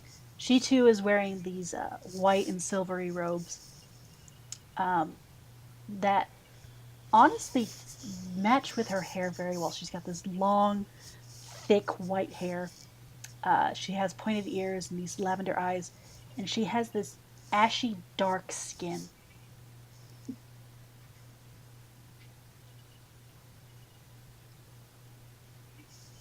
Okay, I was expecting a reaction, but whatever. I know what a drow See, is. as a player, I want to say Sky walks up to her. But, I don't know that Sky actually would. You mean not just based on the fact that you heard she?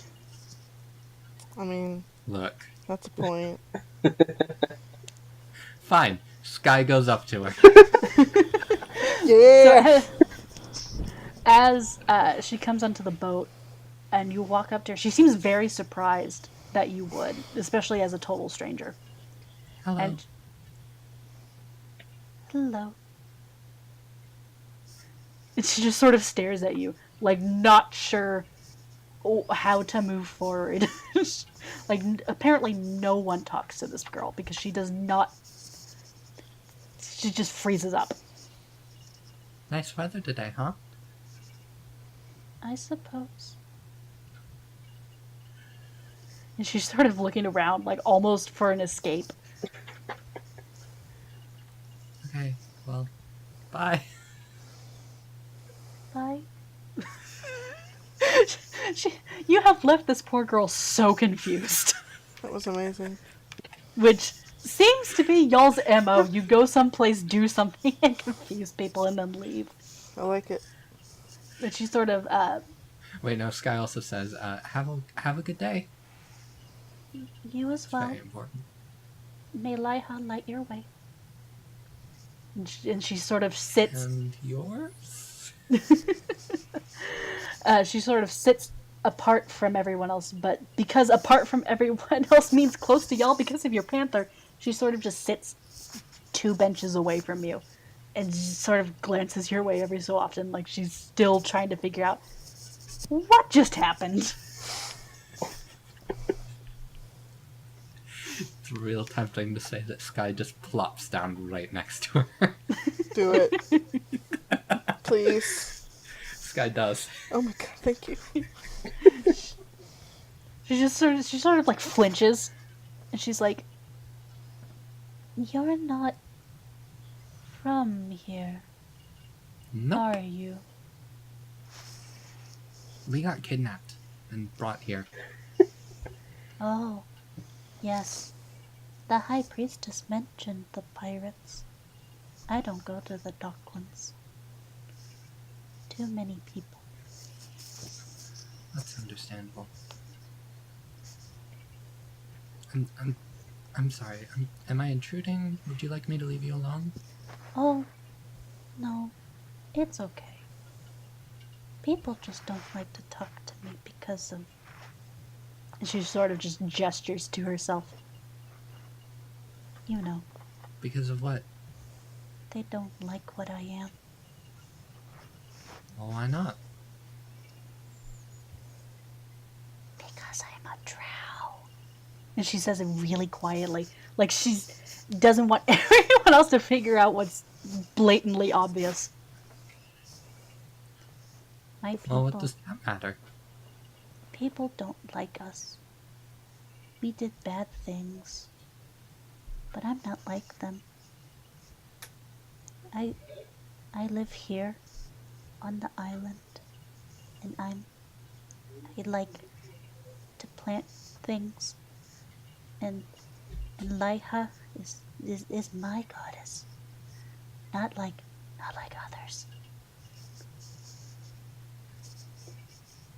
I'm sorry. I need you to repeat that. I'm sorry, I whispered, and I'm... You whispered too No, loud. I know. Like, I get it, but my hearing does not work. We need the No, that's subtitles. I need subtitles. She basically she's a cleric at the Temple of Laiha, Mm-hmm. and she mentioned she likes gardening and planting things, Mm-hmm. and it's basically what you've done is you've caught her rambling now. Now that you've got her going, she doesn't really know how to stop. This guy just listens. And so she's shoot she's sort of fiddling with her hands, and she talks about how the high priestess took her in when she was found begging on the street, and she says, "I've been here all my life basically, and I don't know how to do anything else really, but people are still scared of me because of what other people like me will do."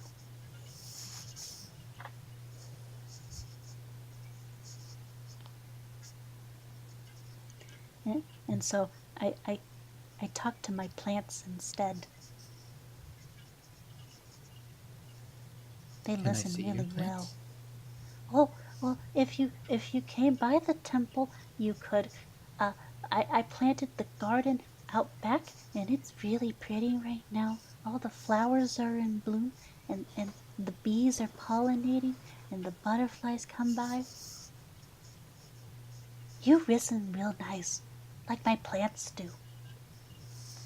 I try. Yeah, at this point, you've made it to the King's Hand district, and so you have to say goodbye to your new friend. I'm sorry. Fuck you. No, I don't.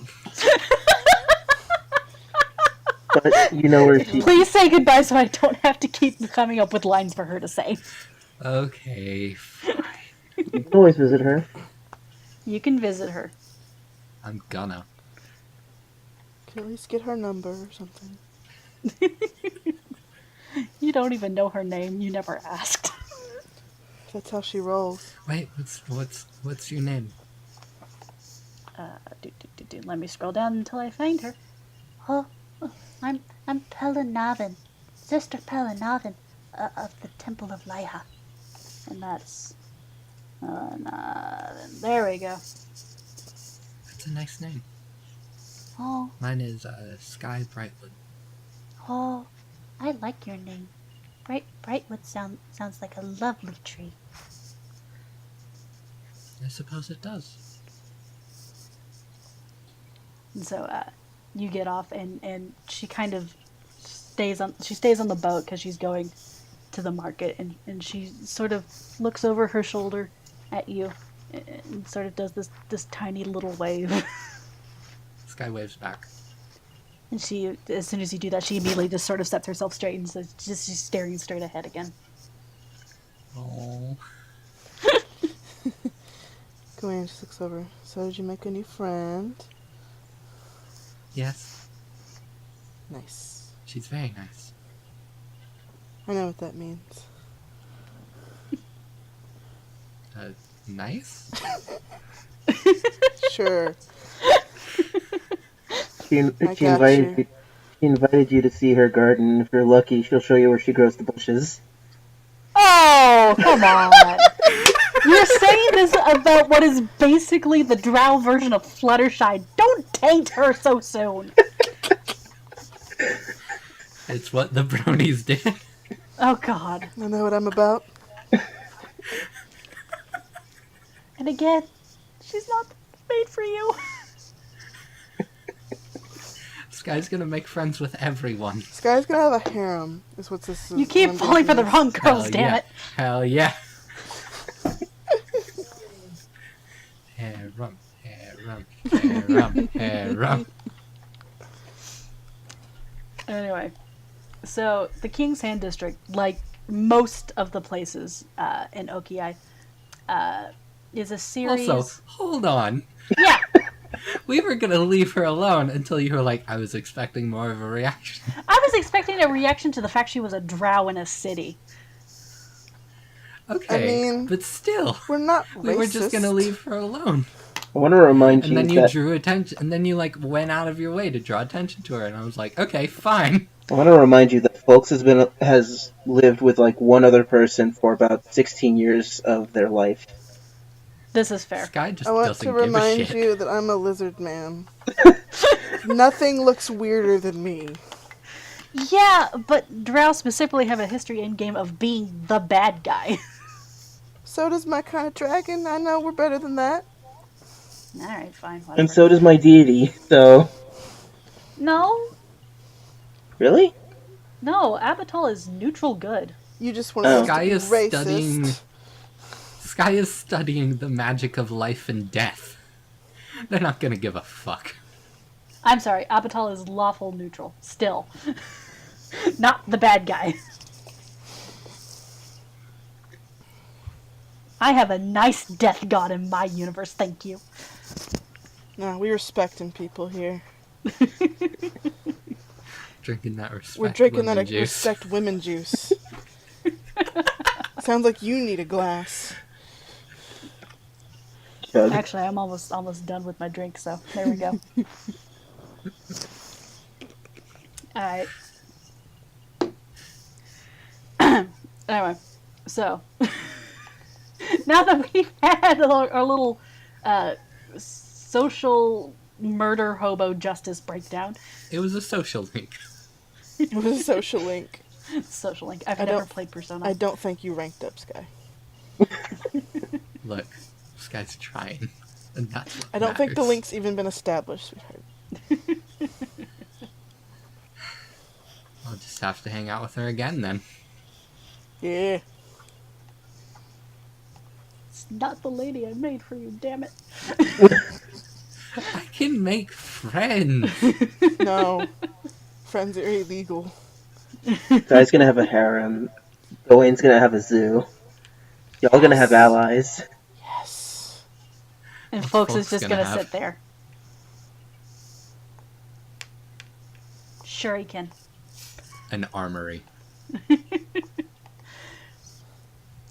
Anyway, so the King's Hand District, like everything else in Okiai, is settled on these various islands in the lagoon. And as you walk around, you see this tall spire attached to this almost dome-like structure that is all made of this deep blue stone. And you see several people, again, in these sky blue robes coming in and out of it. And across the way, across a footbridge, is a square, minimalistic building that is made basically just for function and not to look pretty. It's made of this just the dark red brick, and you see a what looks like a bulletin board outside it, with various different pieces of parchment attached to it. Folks read off some quests to themselves. Okay. So the main one that catches your eye is one asking for a set of travelers or warriors to go out into the countryside just outside of Okiai and slay a creature that has been terrorizing the small villages just outside for the past couple of days. And it asks you to go in and speak with Captain Kanan of the city guard. Thank you. Well, this seems like as good a start as any. Does it say how much it pays, or? It just says to talk to Kanan. All right. Let's go find Captain Keenan. I'm here for killing. So you snatch the paper off the bulletin board and you walk into the building, and you see dozens of guards just walking around, reporting to superiors, carrying documents from one place to another. And one guard that you recognize from the day before, actually, is one of the guards that came up after you had defeated the pirates, comes forward and says, "All right, what are you doing? What can I help you with?" We're looking for the Captain Keenan. Kanan. Kanan. And he says, "Oh, you're doing that, are you? All right." And Apparently. he goes just behind, just down a hallway, and he knocks on a door that's just right there at the end of the hallway. And a young elvish man comes out, or he looks young, but he's an elf, so it's kind of hard to tell.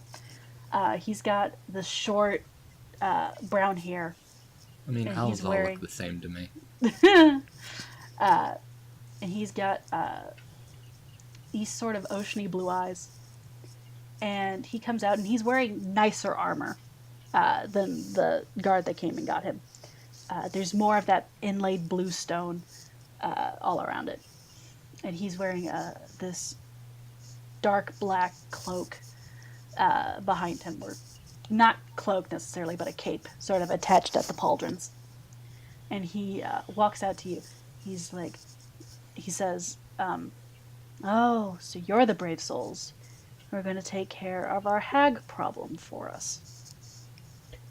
Oh, I heard word of a preacher terrorizing people, but I don't have to call her a hag.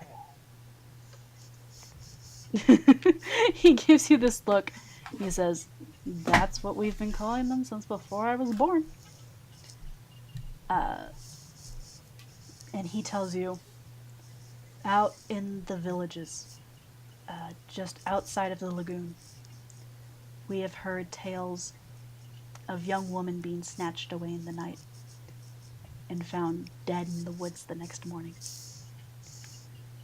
And we have heard tales of the few who have made it back, of hideous hag-like creatures coming through the villages.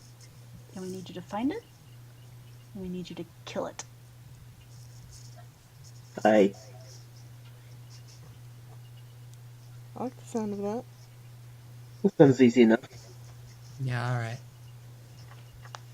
He says, "All right," and he goes back into his office, and he brings out a long parchment, and he reads, "Those who sign this contract in herefore agree to the task assigned to them to slay the sea hag that has been terrorizing our countryside, to the reward payment of 300 gold apiece."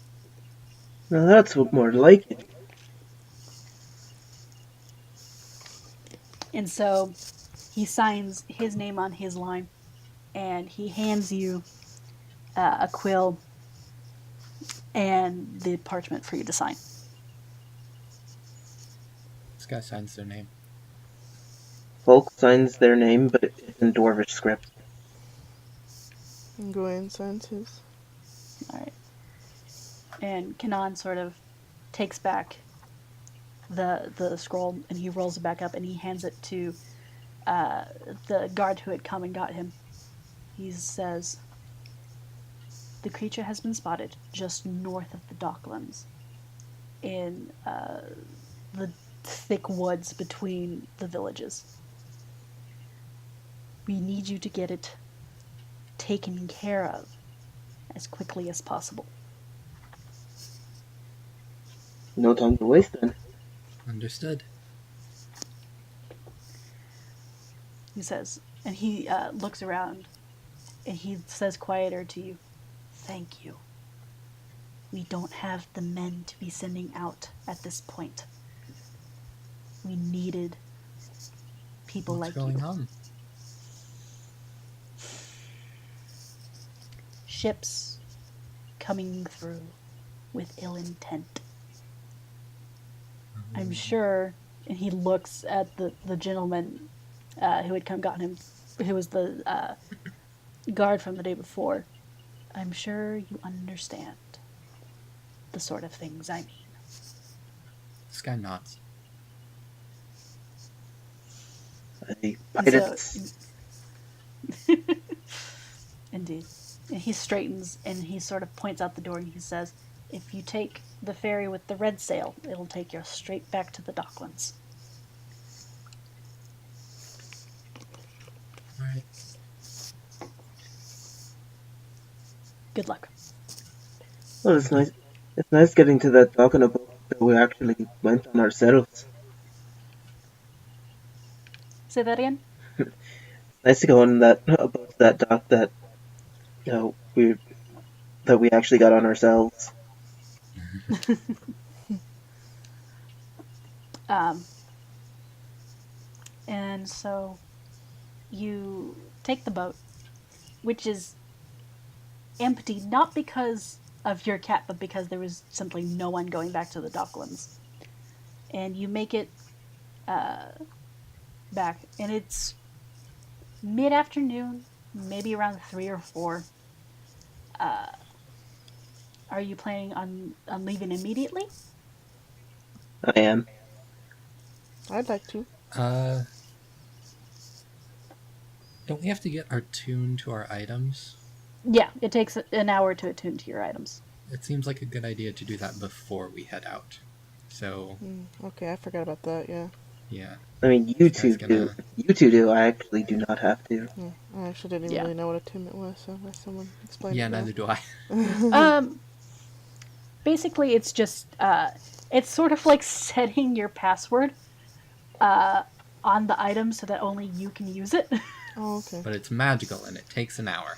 It's magical and it takes an hour. Is it a literal password, or big is it difference just is like that kind it's of magical. imprinting it No, on it's yourself? just you sort of sit and concentrate with the item to You sort bond of with the item. imprint yourself onto it. You gotta date the marble. Oh, and before we go into this, there was something I needed to ask. I know I took damage earlier, but I didn't get how much it was. Oh, it was 2 damage, but Okay. at this point, we'll consider you have taken. It's been several hours, so Okay. we'll just say you've taken a short rest and gotten those back. Several hours. Does that mean we could have Yeah, I attuned think- the item like on the boat then? Huh? Could we have attuned items on the boat then? I suppose if that's what you wanted to do. Yay, retcon. The boat rides themselves were not quite an hour, but considering everything you've done and all the walking you've done, you started kind of late in the day. Does it need to be a contiguous hour or just like a total amount of time? I think it's a continuous hour, isn't it? Mm. I would assume it would be the way. That's what I I would would work assume. magic, So let's yeah. just go back to the inn and do it. Okay. So you go back to the inn, and you walk in with this new giant cat. And Aya looks up and immediately like slams her hands on the bar and goes, "What? And red on salty tits is that?" It's a cat. It's Her name is Guinevere. Guinevere. What? This guy's just petting Guinevere. Look at her. She's as docile as a kitten. That She's harmless. is Come too on. damn big to be harmless. Okay, she's harmless to people we like. And we like you. I suppose that's good to know. I keep changing her voice, I'm sorry. Sky's voice hasn't Her exactly her stayed accent is consistent. based on her mood. On her mood, maybe. Whatever damage that thing does, you're responsible for. Yes, of course. That's fine. That's fair. Alright. And try to keep it out of the way of my customers. I don't need them running out because they've got that thing sitting in the doorway. Of course. We'll take good care of her. Don't Guinea, worry. you'll be a good girl, won't you? Guinevere just looks at you like, what is a good girl? It's Guy's just fine. like, same. Aya just sort of shakes her head and just sort of turns away in this sort of whole, if I don't see it, it's not an issue sort of way. I respect that. I don't see it. It's not illegal. So you go back up to your rooms, which, if you all tried to get into one room now, it's very crowded with your new friend. It's fine. This is bonding. And so, Sky, you put on your cloak, and Gawain puts on the gloves, which looked like they wouldn't fit you when you bought them, but apparently fit you perfectly.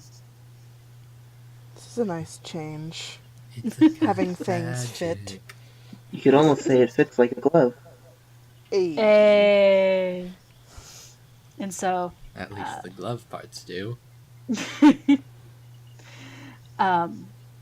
you sit and you concentrate on these new vestiges for an hour, and you suddenly feel like you understand them.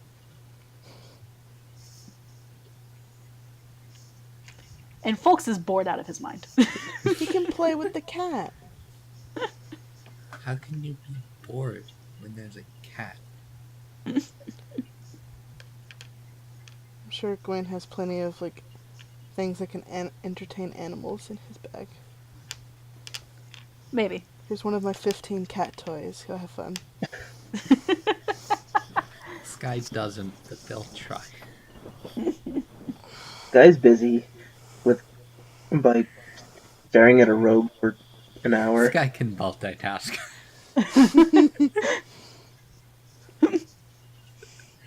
And so you're now attuned to your wonderful new items. And so Was this a thing that we had to do regularly? Or no, Just it's once. just the once. just once? Okay. Sorry, That's I wasn't sure on that. Alright then. And so you go down. I assume you're taking Guinevere with you. Of Yes, course. of course. And so you start to head out the door. And I ask, so did you find yourself a job? We're killing a hag. Hags? Oh. Hag. Hag. The hag. She's like, oh, that nasty business. Aye. And she sort of jerks her thumb over her shoulder and says, There's a path just behind the inn. If you go down that, you should reach those villages that you need to get to. Thank you, It'll Mom. take you a while, though. Hmm. No time like the present. We'll manage. And she just sort of shrugs and is like, all right, on your way. Good luck. Don't die. Don't Or Try do. die not to. Or do. I don't care. I got paid anyway. And the other halfling woman looks at her and I was like, I'm joking. We know you'd miss us if something This guy's happened. just like, I mean, she did get paid. And so you make your way around the stables of the building. And indeed, there is a, it's not a paved path, but it's clearly well-traveled. Apparently, the villagers will come through this way in order to sell their things either at the market or off to the people at the docklands. And it takes you a good 3 hours down this road. The sun's starting to set. It's getting dark. But a little ways off, you do see light and smoke rising up from what you assume are chimneys. And as you get closer, you hear... Actually, I'm going to need you to roll perception for me, all of you. 19 plus 5, 24. Oh, very nice. 17. Yeah, mine's just 13. Okay. Do. Also, I'm going to take a moment to kind of distribute healing potions to everyone. Okay. I'm going to give, How many did you have? from what I created before we started, I have 10. Okay. So I'm going to give 4 to Gawain and Sky. Okay. And Thank keep you. 1 week for myself. There it is. Okay. So you, folks, hear the snapping of a few twigs with a heavy footstep off into the woods.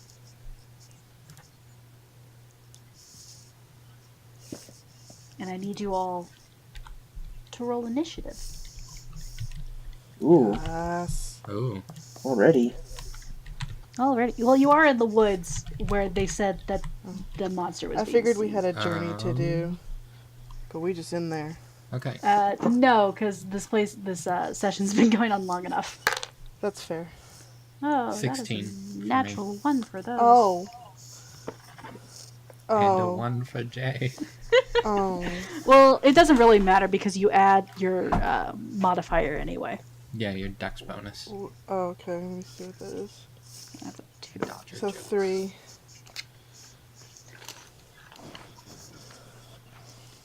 And folks got 17 plus 3, which is 20. Okay. So 1 Show second. off.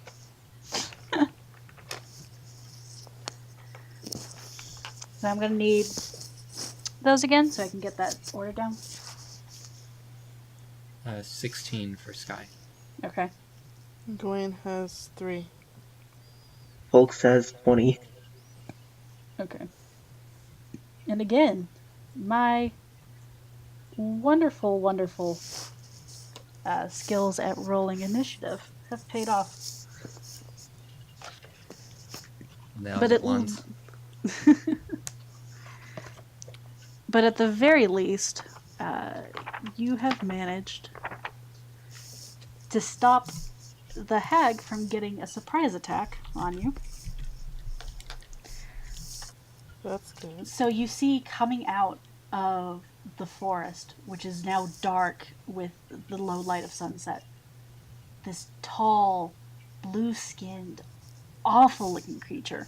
You see her mouth is sort of caked with what looks like dried blood, Her hair hangs about her face like wet seaweed, and she wears only a skirt made up of, again, looks like seaweed and kelp, just whatever sort of plant matter she could find to put together. And I need you all to roll. Let's see. I believe is a wisdom saving throw. Yes. Okay.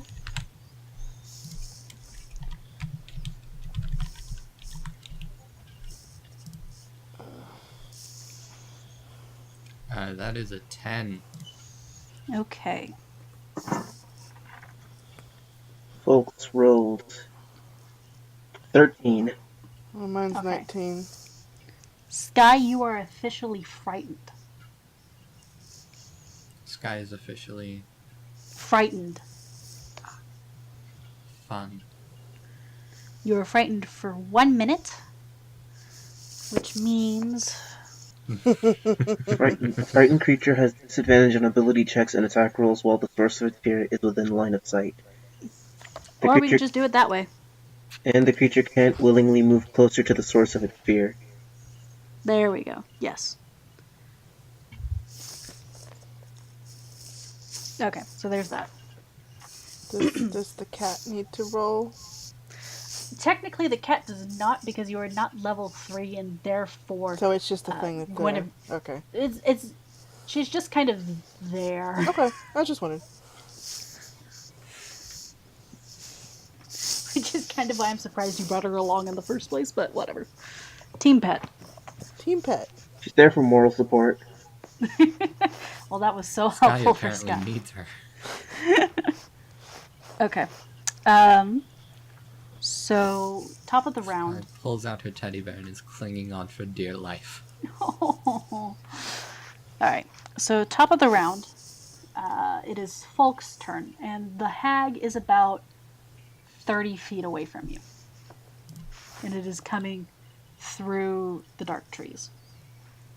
Let's see, 30 feet away. 30 feet. Alright, time to go for broke. Okay.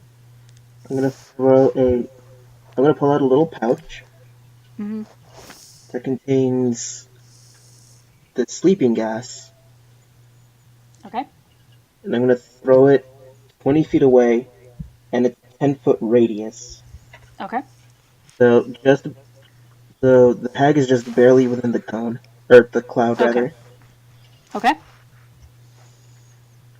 So What do I need to roll? you need to roll a Constitution check, isn't it? Yes, DC 10 Constitution save. That is a 20. Savage.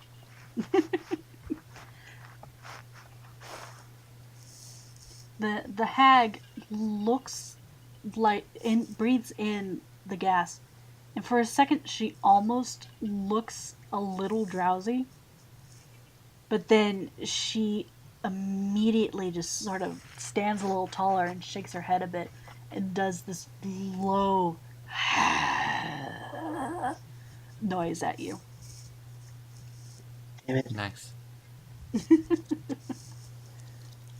And is that your turn? Are you moving to or away from? I move in front of Sky, Okay. so it can't, go after her. Alright. And that brings us to Sky's turn. So you can either move away, or I believe you can attempt to make to break from the frightenedness with another roll. But it's Sorry, at disadvantage. Can I ask you to repeat that? I'm sorry. Yeah. So, one sec. Let me make sure I'm doing this correctly.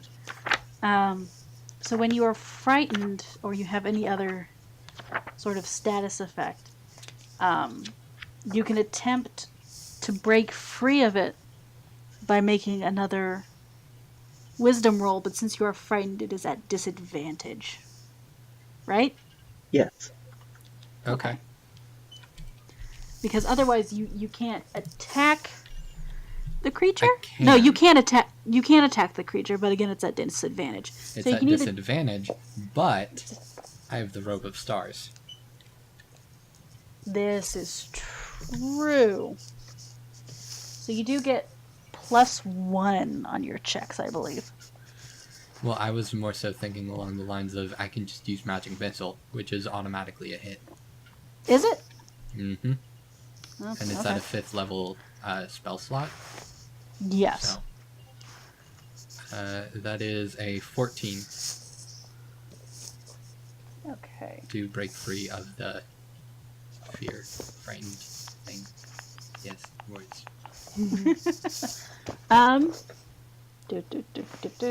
Yes, okay. So, fear grips you for a moment, but then Guinevere presses up against you, and you feel the warmth coming from her, and it's enough to break you from your fear. Hell yeah. That's why we brought her. Team Kitty. Emotional support cat. Yes. Alright. But I'm still going to use Magic Missile because, yeah.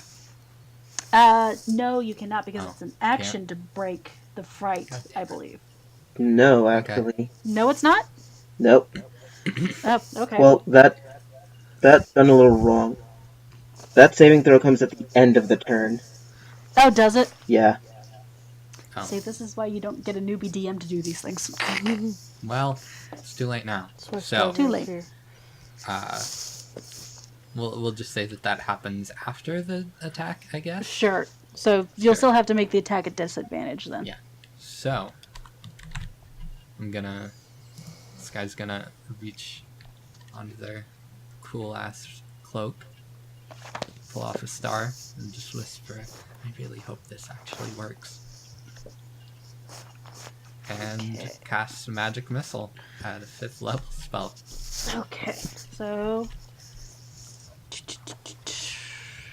It is 1d4 plus 1, and because it's a 5th level, that makes it 5d4 plus Oh, 1, goodness. I believe. Magic missile at higher levels. When you cast a spell using spell slot 2nd or higher, one more dart. So dart deals 1d4 plus 1 force damage. So you create 5 darts that make 5d4 that deal So it's roll 1d4. 5d4 plus 5? Yes. Yeah. Okay. That is 12 plus 5, so 17. Okay. Hell yeah. Where's my calculator? Where's my phone? I need to stop putting it away. Because I need it. So 12 plus 5 is 17? Mm-hmm.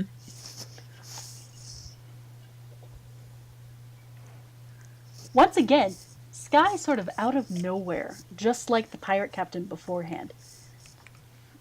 The creature was doing fine and dandy until pew, pew, pew, pew, pew. These 5 glowing orbs dart towards her and sort of slam into her side. She goes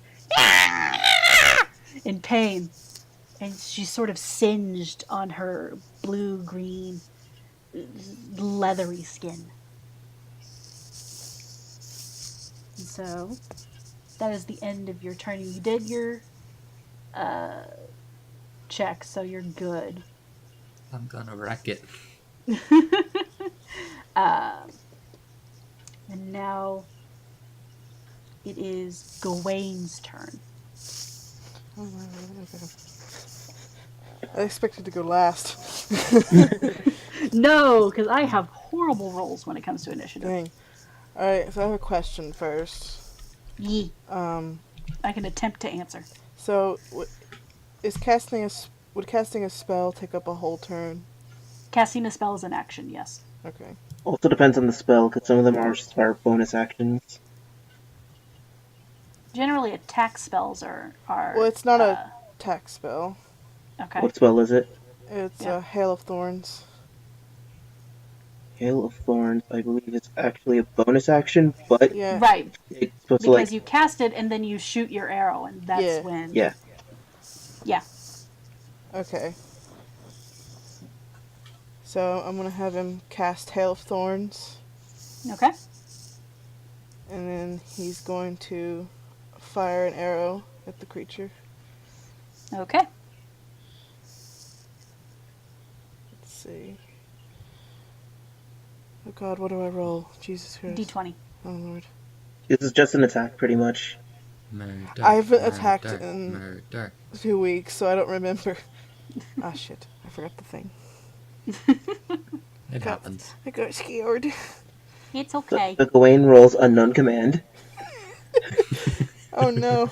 Oh Oh. no. What do I add to this to maybe help myself? Your dexterity and then your proficiency bonus. Just add 2 Oh, billion. It's fine. it's 6, so 9.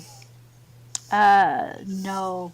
You shoot your arrow and it goes wide, and you see the cone of the thorns burst forth and just smack into the trees. Well, I swear not this quite. never happens. That is not what Hail of Thorns.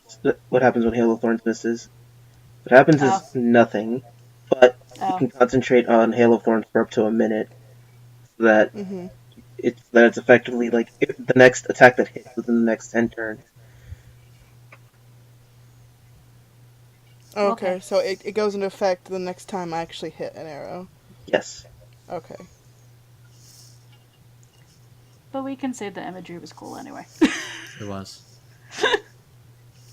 And so, are you moving from your spot? No. But I do Okay. make sure that Guinevere's behind me. Okay. So it is now the hag's turn. No, okay. And she strides forward with her long, gangly legs. And she decides to make a strike. She would make a strike at Sky, but since Folks is in the way, she's gonna lash out at you with her claws. Flash out at who now? You. I would Okay. assume folks, yeah. Because she was gonna go for Sky, because Sky's the one that hurt her. But you were in the way. But that's fine, because she got a natural 1. Damn. Phew. These stupid sparkly pink die aren't doing it for me. And so Thank she you, She sparkly leaps swings. pink. over and just lands right next to him. Say what? She leaps over and just lands right next to him. And so she lashes out, but she sort of stumbles over over the roots in the forest, and she misses you by a pretty wide margin. And it almost rages her how she's missed this person that's just standing basically right in front of her. And so that is the God hag's for turn. our And Jesus. it is now Folks' turn again. Alright. I'm gonna throw a pepper bomb in her eyes. Okay. That is 16 plus 5. Okay. Yeah, that hits.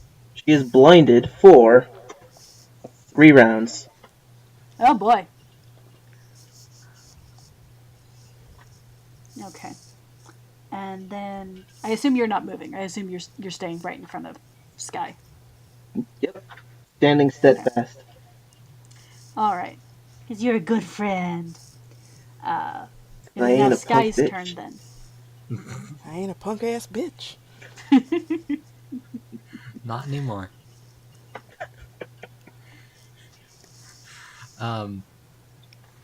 Okay, so I can get this in my head. How far away is the creature? The creature's right on you now. Alright. The only thing standing between you and the creature is me. Basically. Okay.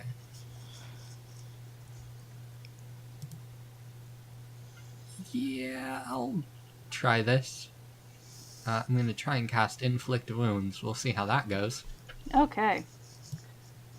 Hold on. Okay.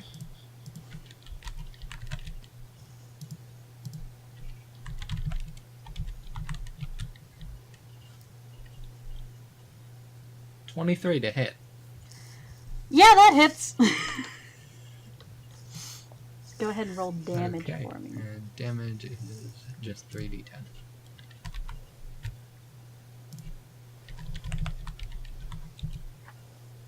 25 damage. Oh my god. Okay.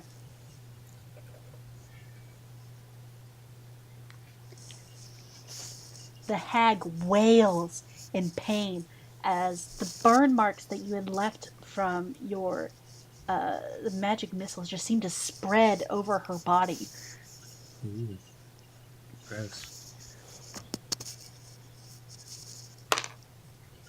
And as she wails, it seems to hit a certain note, and you hear from the forest 2 more sets of heavy footsteps. And it was not just one sea hag, it seems, but a coven of 3. So now there are 2 more sea hags. And let's see if I can do any better Fun. on their initiative rolls. Darn it, I lost the page. Why do I always lose the page? There it is. Okay, so that's... Sky, yours was 14, yes? 16. 16? Yes. And Gawain's, what was yours? 3. 3. Okay, that's right. Okay. Cool. So... that means that now those 2 hags get to go.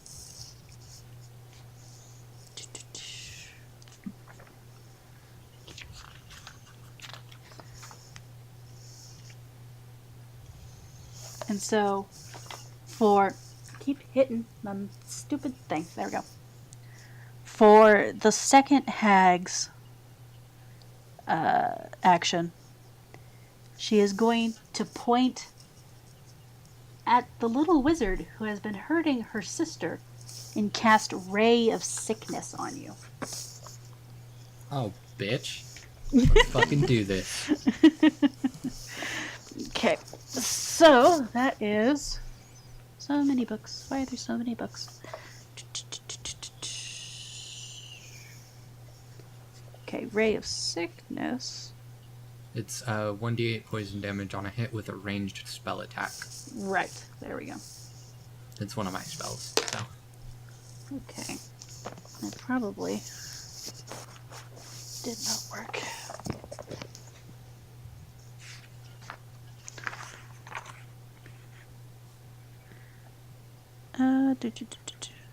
Oh.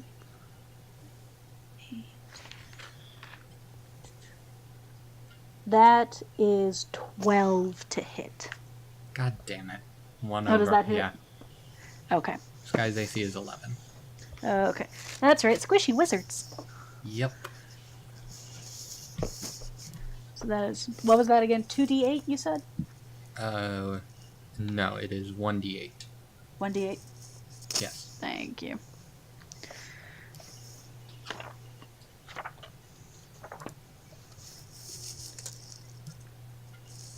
Okay, that is...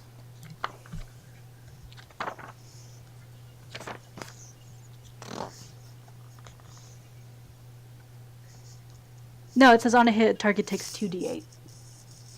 Oh shit, is it? Yeah, or at least Yeah, that's but what it says in the 1d8. book. Huh. It says on a hit, target takes 2d8 poison damage and must make a Constitution saving throw. Okay, then I will do that as well. Okay. That is 18. Okay. So, at the very least, you are not poisoned. Okay. How much damage do I take? But, yeah, one sec. Do. That's 14 damage. This guy's dead. Oh! This guy has exactly 14 hit points. Oopsie daisies. Oh, crap. Well, Oh boy.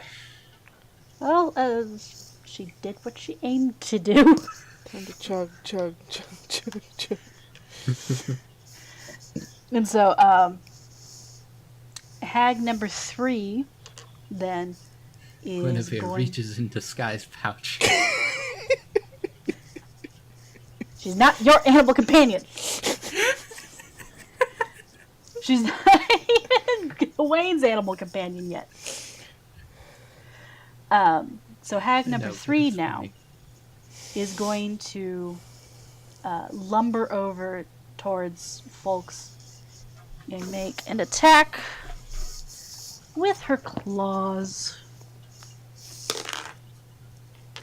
That is 18, 19, 23 to hit. Who is it hitting? You. Yeah, that hits. And then that is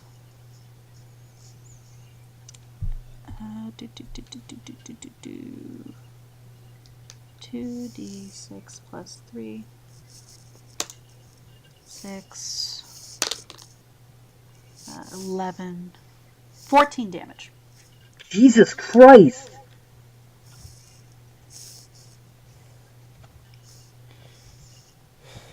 Please Yeah, tell me you're still alive.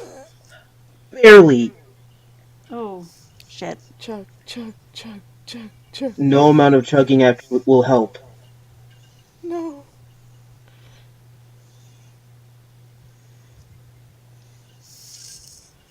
It is Gawain's turn now.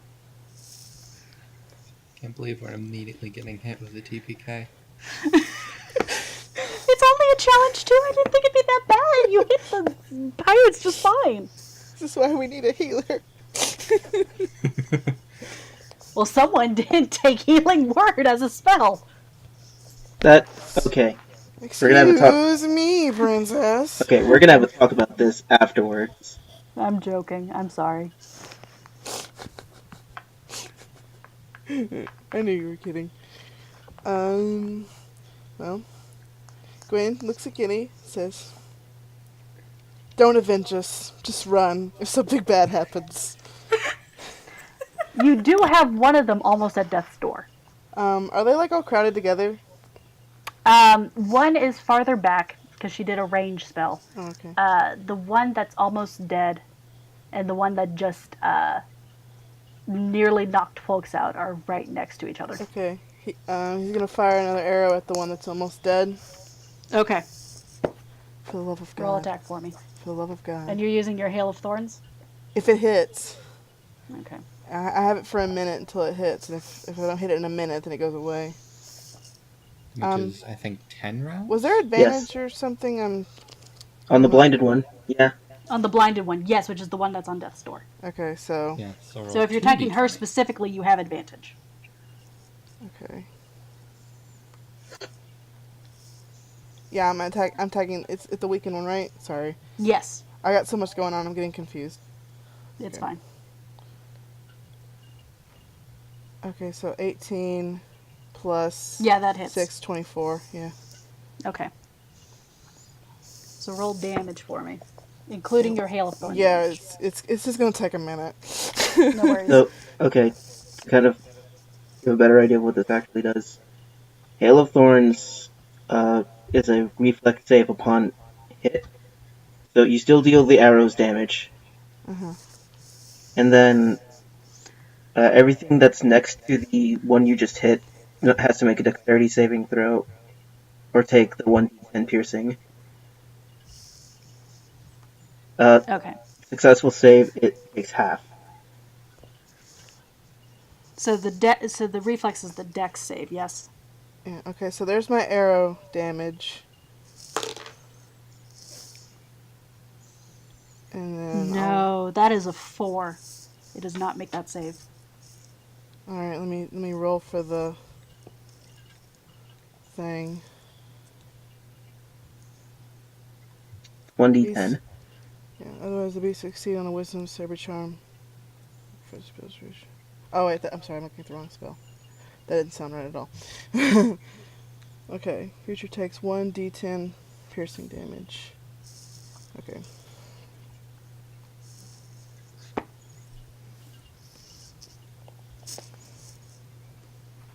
So 3. So 9 plus 3? Yes. And then That does it. That hag is down and dead. what about the one beside it? Because it's going to take damage too. The one beside it needs to make a dexterity save as well, Yes. right? Yes. No, that is a 3. Also 3 damage. So it's going to take the same damage. Okay, so it takes 3 as well. Okay.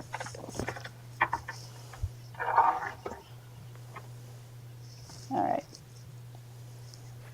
So Ripped that in hag pieces, is just like Sky. gone. Oh, thank God. It is now Folks's turn. Alright, how far are the other 2 hags from each other? So it was 30 feet from where they initially make contact with you. So, and the hags crossed that 30 feet to attack you. So they're 30 feet apart. Fuck.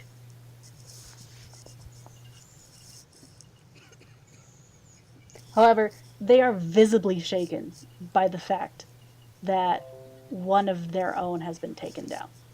And because they're a coven and you need 3, something about that has made the fact that there's 2 of them now nervous.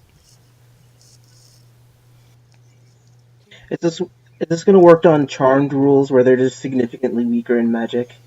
Is there no power of 3? Well, no, what it is that they need the 3 because otherwise they cannot use their magic at all. They cannot what? They cannot use magic at all unless there are 3 of them. Oh, hot, Murder them. hot damn. Alright, decision time. You're welcome, kids. Thank you. Murder the one that's farther away. Fuck that one. Fuck them up. Or I could heal you to bring you back. Nah, that's fine. You'll need some bone healing juice. Bone healing juice. Wait until it's almost too late. Be dramatic. Oh my God. I'll Makes wait good until radio. I'll wait till your second death save. Yeah. Or the second failed death save if there is one. Yeah, exactly. Alright. So, I'm going to hit the one in front of me. The one that hit me for 14 fucking damage. I'm gonna hit that one with flash paper. Okay. Is that another blindness thing? No. No. This one is... I hit it and they're on fire, and they continue to be on fire as turns pass. Right. Okay. Is that a roll on your part or on my part? Right now on my part, and then next turn Okay. you can make a dexterity check to end it. You have so many bits and bobs, I don't remember what any of them do. Yeah, sorry. No worries. Makes things fun. Okay, 11 plus 5, 16. Okay. So, does I that hit? assume that hits. Yes, 14 is their armor class. Alright.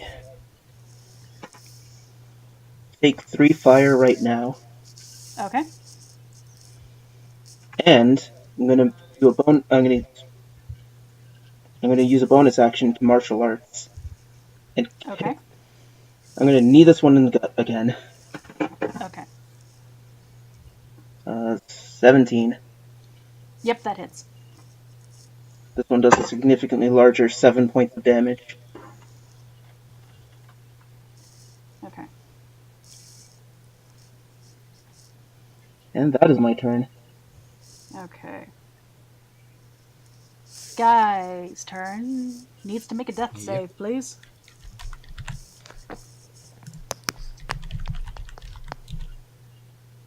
That's a fail. Yeah. Are there any modifiers to something like that? No. No. No, I think it's just a straight roll. a straight d20 roll. What do you have and to if you beat? get 10. Oh, okay. Okay. So it's a coin flip, basically. Basically. Yeah, basically. Basically. Okay. It is now the hag's turn. But seeing as they have lost the majority of their power, they are going to start running. And so, the farthest one away goes ahead and starts running. And she makes it another 30 feet away from y'all. So she's now 60 feet away from you. And the one next to Folks turns, and I believe you get attack of advantage Attack of since she opportunity. is leaving melee with you.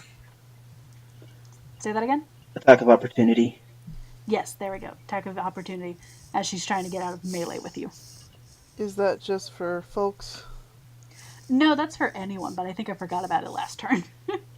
Or last session. Oh, No- I don't no one- remember any. No I one don't really remember left, anybody like, running away range. that one at a time anyway. This is true. Well, no, I don't hit. I rolled What'd you get?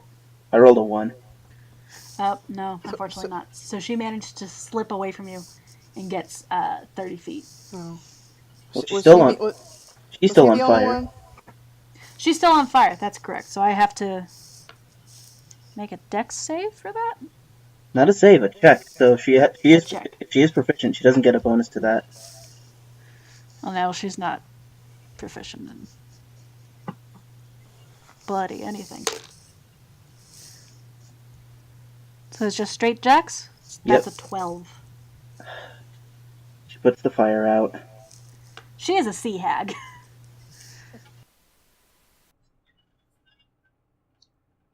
Hi everyone, it's future / editing Kim here. Just our DM ended up losing like the last hour or so of her recording. It just didn't record for whatever reason. So I'm here to like fill you in on what happened. Sky isn't dead. Gwen, pretty sure it was Gwen, ended up pulling a healing potion out and giving it to them. So, yay, I don't have to make a new character yet. That's probably a good thing. They killed the hags. It was a big, like, extended fight thing. And they cut off the hag's head, or they took the hag or whatever back to the inn, because it was like the middle of the night at that point. I couldn't really. Going to just turn it in immediately would have been a bad idea. So, that happened. They freaked everyone out because they dragged a hag or a hag's head in with them. Yeah, it was a good time. It was a good scene. But you don't get to hear it. It's lost to the ages. Would you like? Same. Alright, yeah. That was it. That's what happened. Okay. Editing. Outro. Now. Music. Please. Save me.